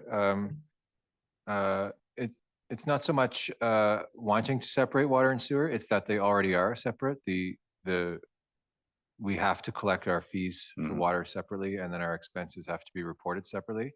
And currently, we have been lumping the water and sewer budget in with our operational budget in the spring. And the timing of that is really hard if there's any changes that we need to adjust for fees. So I'm just talking about a different timing for the water and sewer budget, which will be this fall. Does that answer your question? And will you or Mr. Heisler diarize this such that it comes back in the fall? I know that's a bit of pedantic record keeping, but it is important that it come back. Thanks, Your Worship. Yeah, yes. And my initial vision for this fall would be to, council will see the 5-year capital plans for water and sewer as they exist, and then maybe we can discuss where to slate that, or maybe it's even further than 5 years as per discussions at that time. Well, thank you for that, because that does, the way you've presented that, it feels like a natural place to have that conversation. So thank you. Yeah, excellent. Oh, Mr. Bornowski, sorry. I did see that. You're on mute. Mr. Burdett pretty much hit the nail on the head. Apologies, Council. I wanted to add, there is a UBCM infrastructure planning grant that we generally apply to and receive annually. We've got funding to do our level of service review from that. Need to wrap that up before we apply for the next intake. However, this is one of potentially a number of priority infrastructure planning activities that could be funded through it. And as we look at, as Mr. Burdett noted, our 5-year and beyond capital plan for water and wastewater, and we look at how we're progressing through Mr. Heisler's noted water permit conditions, we can see perhaps in more detail in the fall where this would sit in sequence appropriately and start to look at those funding sources to say, look, we think it's going to cost $60,000 to do this feasibility study, and we think it will happen in year 3 of the 5-year plan because we have these other things. So we can at least put a placeholder budget in and then either save to hire or build capacity and staff to deliver at that time. Thank you. Yeah, that's excellent. Thank you very much. So I wonder, I'll look at Ms. Daniel, do you want to read it again and then we could move it? And is that appropriate? Did we move it? We have moved and seconded? seconded. We just need to call the question. Oh, losing track. There was a lot going on there. Well, with that in mind, all those in favor? That is unanimous. Thank you. And thank you for your support. Yes, and I will interject for a moment if you will allow me, Your Worship. Please. So I've just been let known by my predecessor that you actually did vote at the May 14th council meeting on the original motion as proposed by Councillor Nixon, and then decided to table to this meeting. So I would not like to be persnickety at my first meeting in making sure that we're tying up all our loose ends, but I would appreciate if I would be able to read the tabled motion and we could quash it, for lack of a better word. Yeah, please. Okay. It could die on the table if that's council's preference. Let it die on the table. That does sound a bit macabre. Died on the table. It's died on the table. Okay. You called me draconian.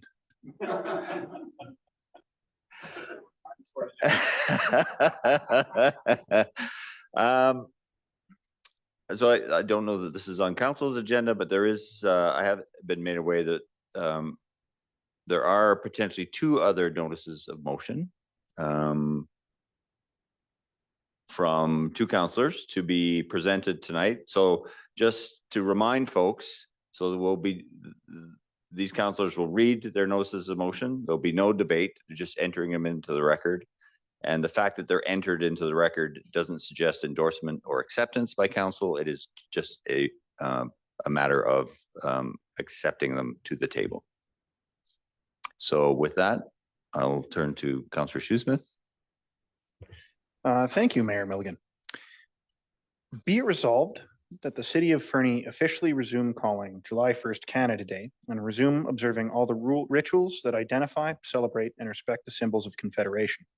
Understanding that being inclusive, diverse, and unified is an intrinsic property of our nation, and that we aren't here to reinvent what it means to be Canadian, but to unify and commemorate the nation that we are and have been. Thank you, Councillor Shoesmith, and that will be brought back at the next regular council meeting, I believe. Yes, unless Councillor Shoesmith would prefer an alternate day further down the road. I'm more than happy with that. Thank you. Thank you. And now I turn to Councillor Ramadaz. Thanks, Your Worship. My notice of motion is as follows. Be it resolved that the total capital outlay for the proposed fire hall be no more than $12 million.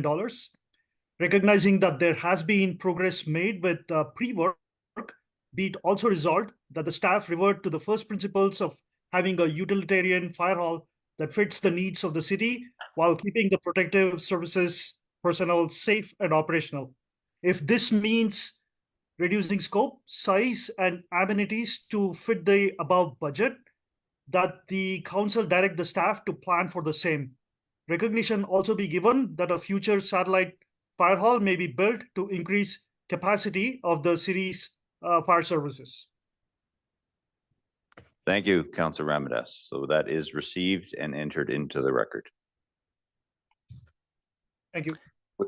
With that, we will move on to item 14.1, a request correspondence first, 14, and 14.1, a request for a letter of support from the Elk River Alliance, and they have provided a draft. I am in support of this. Councillor Hamilton. I'll second that.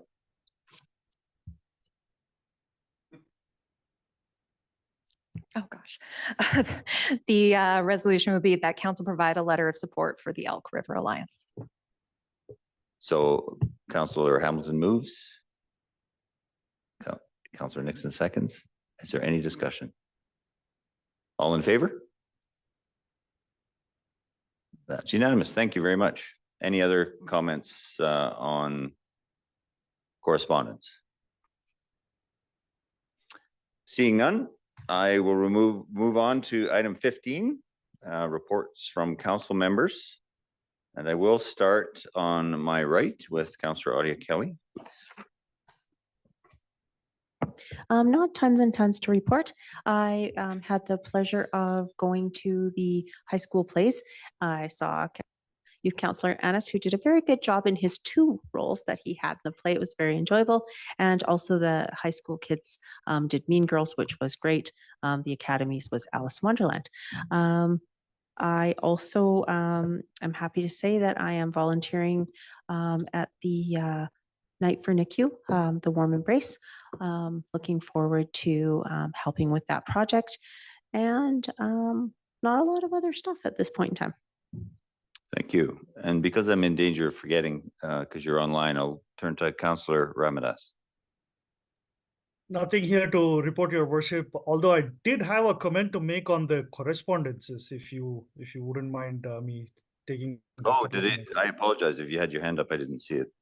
Yeah, no problem at all. It's my technology again. I'm just wondering, like, I read through that particular letter that was sent by the city of Campbell River. What are they asking for? Like, that's what I was unable to understand. What kind of changes have happened from the ministry that has affected their local industries? Like, I'm just curious, just for my own knowledge, and I Yeah, don't I'm see the not. answer right now. No, thank you for the question. I'm not that well versed in forestry practice, but it seems to me the letter was asking the provincial government to turn their mind more directly to supporting a sustainable forest industry in the province. That the letter was suggesting they have not to date supported a sustainable forest industry, and as such, it's resulting in mill closures and economic impacts across the province.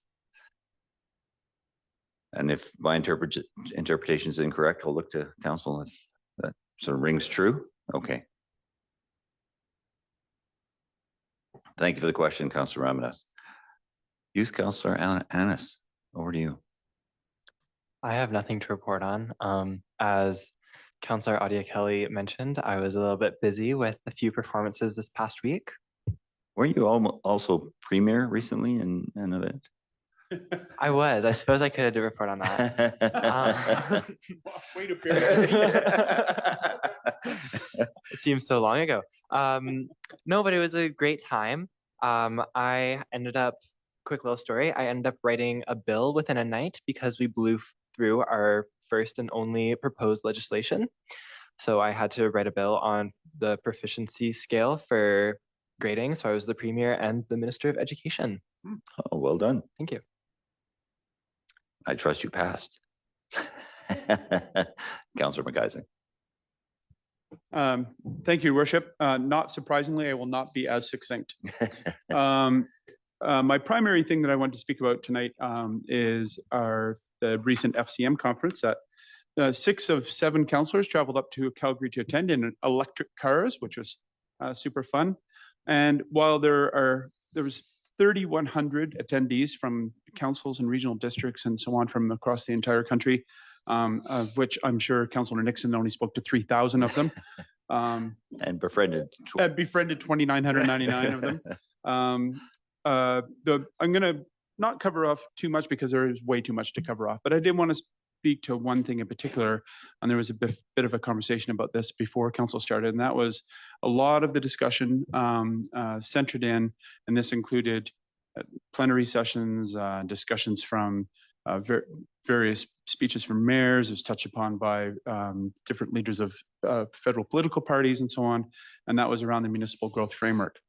Going back 10 years or so ago, there had been a lot of recognition, municipalities and so on, that one of the big struggles that municipalities have is we are responsible for a shocking amount of services, and we collect a very minimal amount of taxes, our particular share of it. And meanwhile, over the last 25 years, more and more of those services have been downloaded from the federal and provincial governments onto municipalities.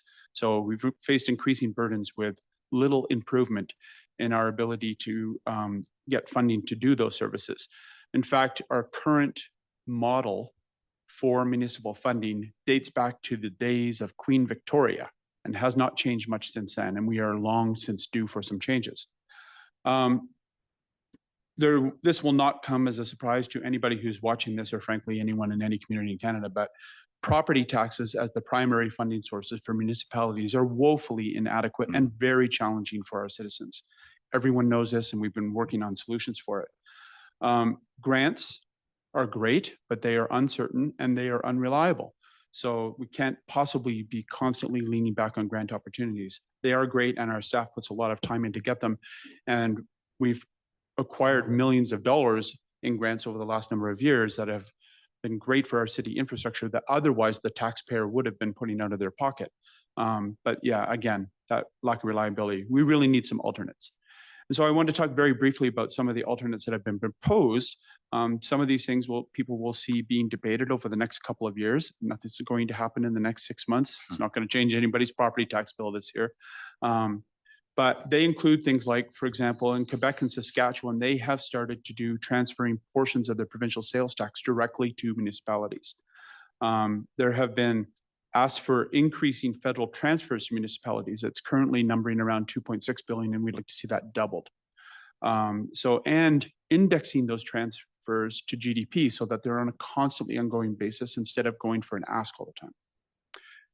Matching transfers from provinces, broadening the eligible expenses that municipalities have, modernizing municipal taxes for options such as progressive tax rates for higher value properties. Flat tax rates for houses are very challenging for people who have smaller houses versus people who have mansions. Where there's more money, there's more opportunity to contribute. Reducing the provincial portion of municipal taxes. Many people still don't realize that half of their property tax statement is not coming to us. It's going off to the provincial government. And granting municipalities new options for things like user fees and so on. Those are some of the things that have been presented. These have been put forward in front of provincial governments now. They're in front of the federal governments. We're receiving lots of positive feedback, and we're hoping that some of these changes will be forthcoming. Yeah, I think I was very happy to be there along with the rest of you in order to raise our hand and vote and have a voice in moving these things forward in hopes that, again, these are not going to solve problems for Fernie in the next 6 months or the next 16 months. But part of our mandate is to look at having a city in 10 and 20 and 50 years that's affordable to live in. And the only way we're going to get there is through some of these changes. I want to talk very briefly about one session. There are many sessions that we went to and we learned many, many great things. But one of the ones that I went to was on municipal use of AI. And it was the Kelowna's project, which Councillor Ramadas has actually brought up at the table before and referenced, gave a presentation on the project, and they gave some information about their current usage for it, which was they are using AI to answer initial citizens' calls, which has greatly increased their staff capacity because they're only getting the filtering through. And they have a lot of data collection from that, which is allowing them to give much better responses in a more timely fashion. The AI forms that they're using are finding errors faster.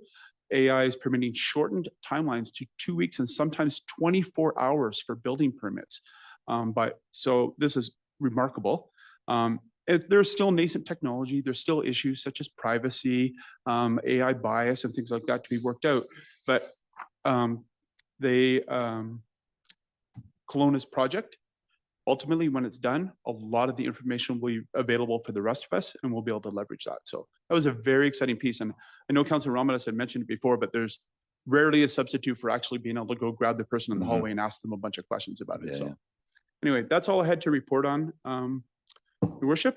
It was really, again, a fantastic conference. And it was nice.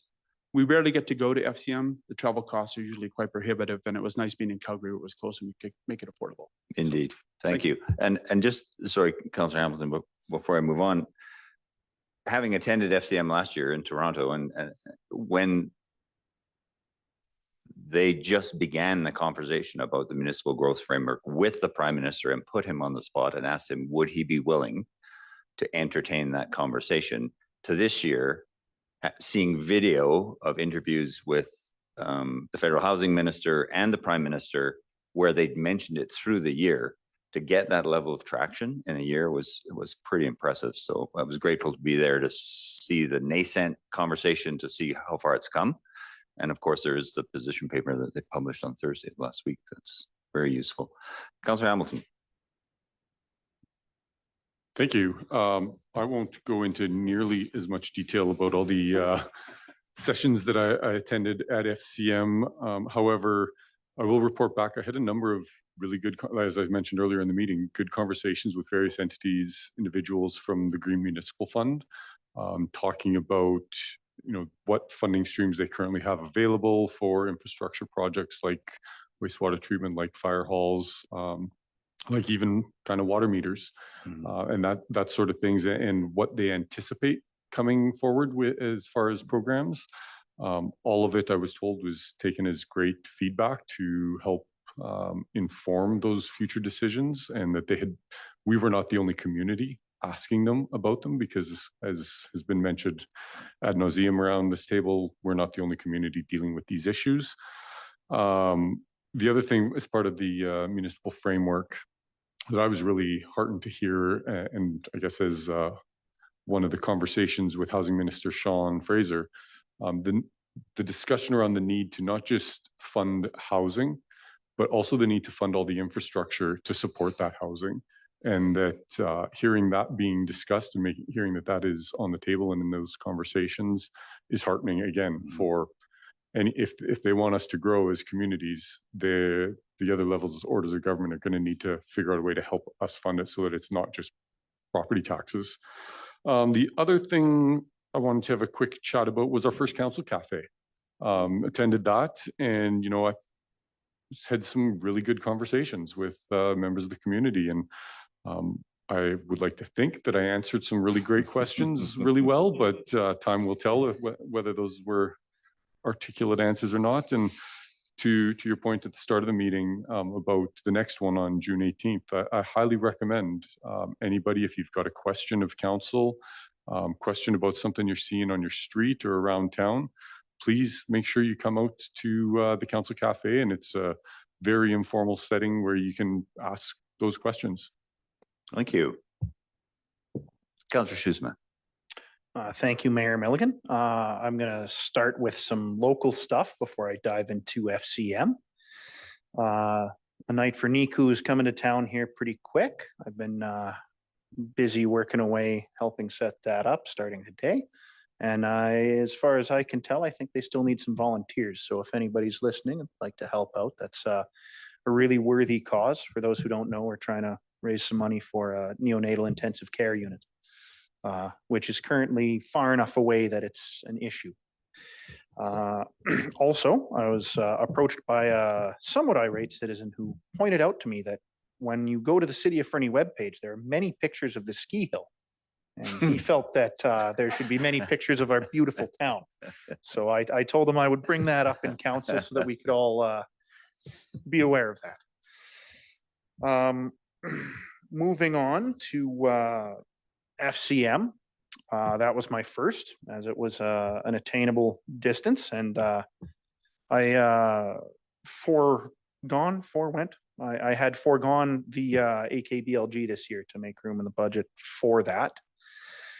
And yeah, a few things jumped out at me. I talked to a vendor there, and they kind of did some housing projections for us about what our needs would be. And funnily enough, their report jives really closely with what our own housing report had come up with.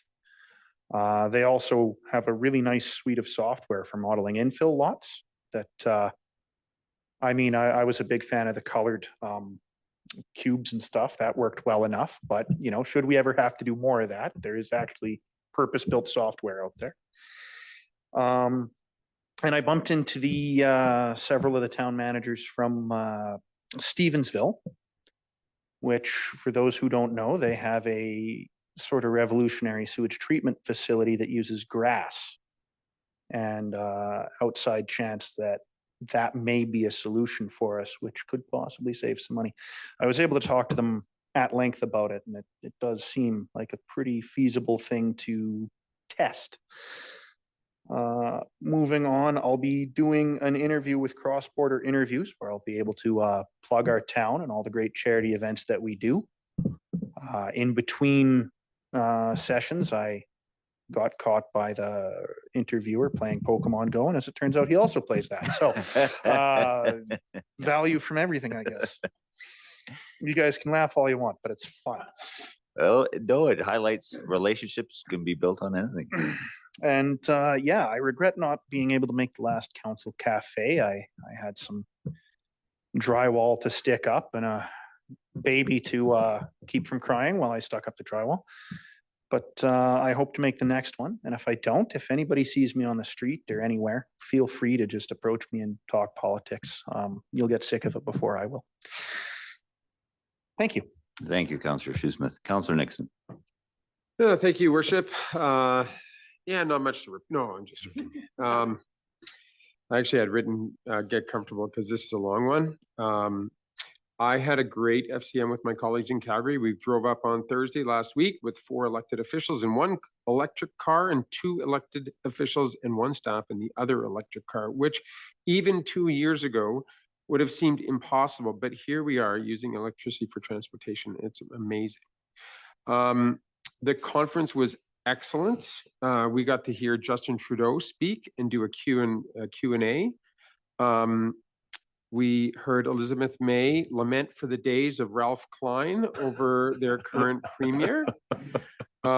It was quite something. There was lots of discussion with elected officials from Gander, Newfoundland, and Tofino, British Columbia, coast to coast colleagues under one roof, sharing their experiences, learning and love, and having a laugh, which was great. The one session, they were just back and forth. It was quite great.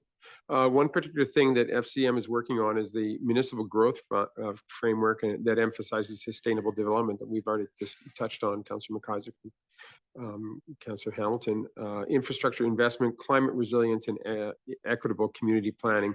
It means more money for municipalities to deal with the incredible demands on our infrastructure deficit, and it goes hand in hand with all the resolutions that we are sending to UBCM in the fall. So I'm not sure if they make them moot or just we pile on. Yesterday, I ran into Mayor David Wilkes from Sparwood coming to the grocery store, and he shook my hand and he said, "Thank you for coming to Sparwood to help our economy." We were discussing how excellent the conference was. Mayor Wilkes said that as a 4-term mayor and a one-time minister of parliament, which equates to about 22 years of being an elected official, this was an exceptional learning experience. This is coming from, he couldn't rave more highly about the professional development. Now, I have to say that it was not all rainbows and sunshine for my second FCM conference in my 6th year of office. At times, and you can see today that I was distracted by disturbing social media posts. The next day, we had more comments on the Saturday, and it was attacking and criticizing individuals rather than policy. We can still have civil discourse and discuss the ideas without attacking people.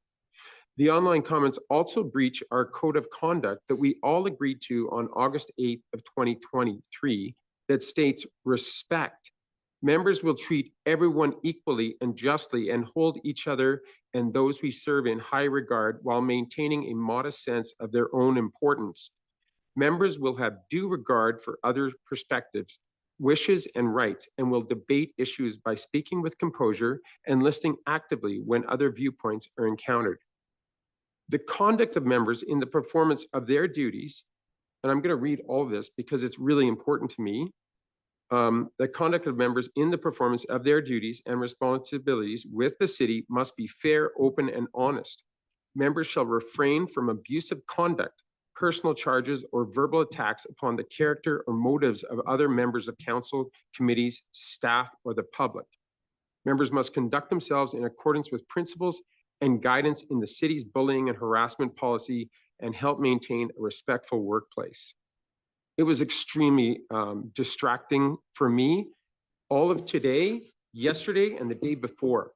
And not just for me, also for my wife, who is here in the audience today. In the last plenary session at FCM, we covered bullying and harassment of elected officials. The session was with Jody Gondek, the Calgary mayor, who is very familiar with both online and in-person harassment. She actually has people stationed outside of her house, I believe. We passed this resolution as follows. And I put it on, I did put this on, but I'll read it as well. Whereas all elected officials have an ability to show leadership on this issue by modeling behavior and should always strive to elevate debate, embrace differences of opinion, disagree respectfully, and focus on issues of policy and substance. Now, therefore, be it resolved that the federal government work with the provinces, territories, and municipalities, including through FCM, to identify and implement measures to protect elected officials, municipal officials, their family members, and municipal staff, especially women, members of the Black and racialized communities, and the 2 LGBTQIA+ individuals from harassment, intimidation, and threats, thereby reinforcing a unified front to safeguard democracy. And be it further resolved that FCM calls on all elected officials of all orders of government to lead by example demonstrating civility and mutual respect for their political counterparts. It was mentioned in the session that some of the reactions to the attacks are, this is politics. You need to get a thicker skin if you can't stand the heat. These are all in old, tired replies. These attitudes drive good people away from politics, and they, as you can tell, make me very animated. 89% of the FCM delegates that were in this last session have been targeted for harassment online or in person. What is the end goal to these? Divisiveness? This behavior needs to stop. Thank you. Thank you, Councillor Nixon, and I am sorry it's proven such a distraction, and I very much appreciate your response because I'm also aware of the conduct online, and accordingly, I will read the following, and this is not a matter for debate. As has been indicated by Councillor Nixon, I believe this represents a conflict as defined under our Council Code of Conduct. As such, we have a process under the policy to deal with these matters laid out as follows. In the event of a conflict or breach of the policy, we will attempt to manage the conflict between the parties involved. Number two, bring it to the attention of the chair. If the chair is involved in the matter, to the attention of the CAO. If the conduct does not cease, bring forward a formal complaint to the attention of the CAO, who will arrange for a facilitated session with a third-party professional if the behavior cannot be managed internally. Accordingly, it is my intention to convene a meeting between the parties involved, which in this case is all of council, and attempt to resolve this issue to the satisfaction of those parties and of council as a whole. My goal is to maintain the integrity of this council and its members and preserve the confidence of the citizens of this community. In addition, that we will continue to work collaboratively and constructively to provide the highest quality governance to this community, not just in our decision-making, but in our conduct. So thank you for bringing that forward, Councillor Nixon.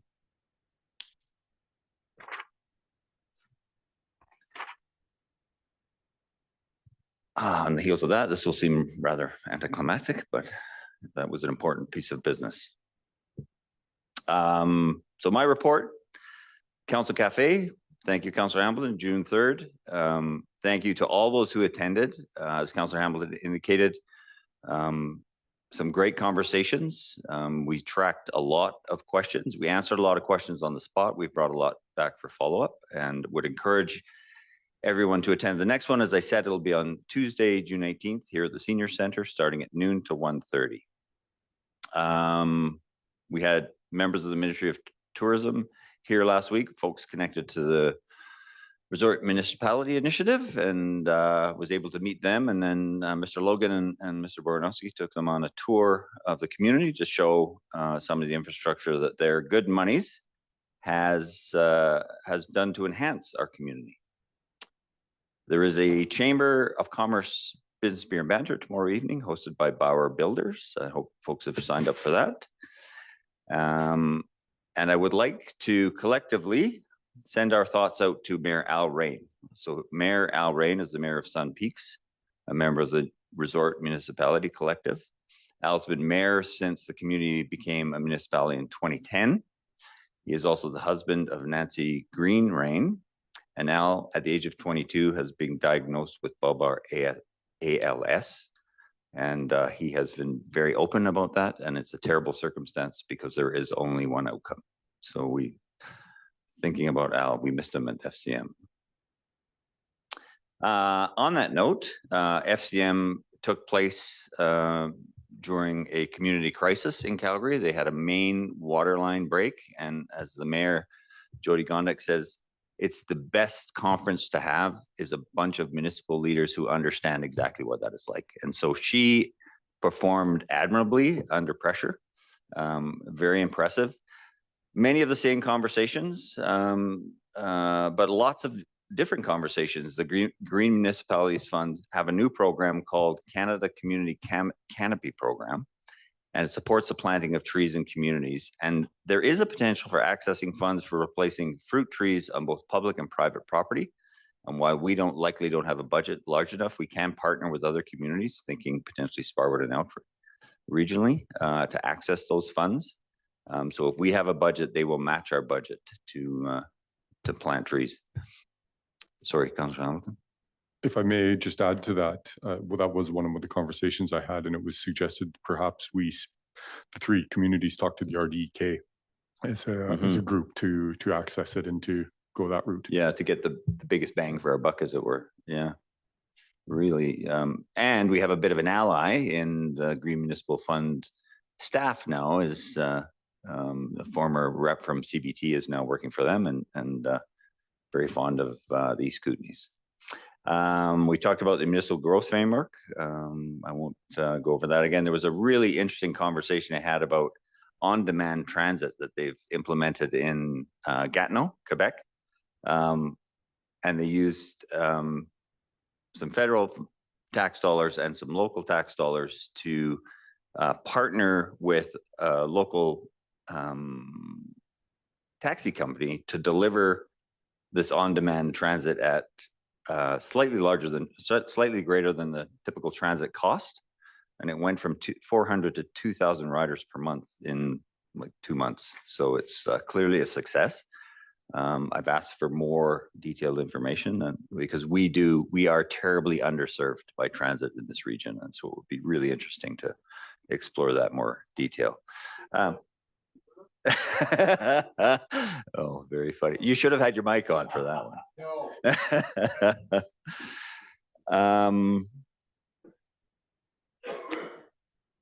Yeah, and you know, not least of all, I think as Councillor, well, every councillor who attended has sort of touched on, you meet really interesting people.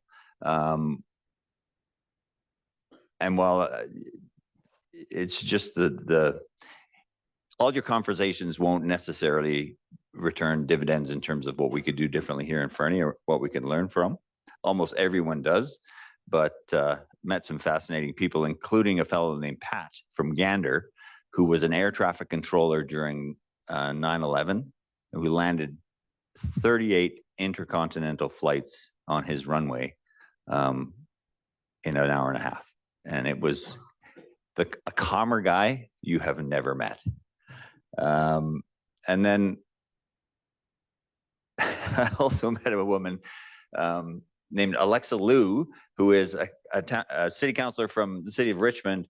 And I hold Councillor Nixon responsible for the fact that I sort of flexed in that, you know, told her how quickly I'd picked up snowboarding growing up as a skier, only to discover she is a 2-time Olympic snowboarder. And so one thing this job will always do is keep you humble. So with that, I will turn to Ms. Daniel and we will ask her to read the resolution to close, after which we will take, just so you're aware, a 10-minute break. Thank you. That the meeting be closed to the public pursuant to section 91D of the community charter as the subject matter being considered relates to the security of the property of the municipality. Moved by Councillor McIsaac, seconded by Councillor Hamilton. Any discussion? All in favor? That's unanimous. Thank you. Thank you for joining us.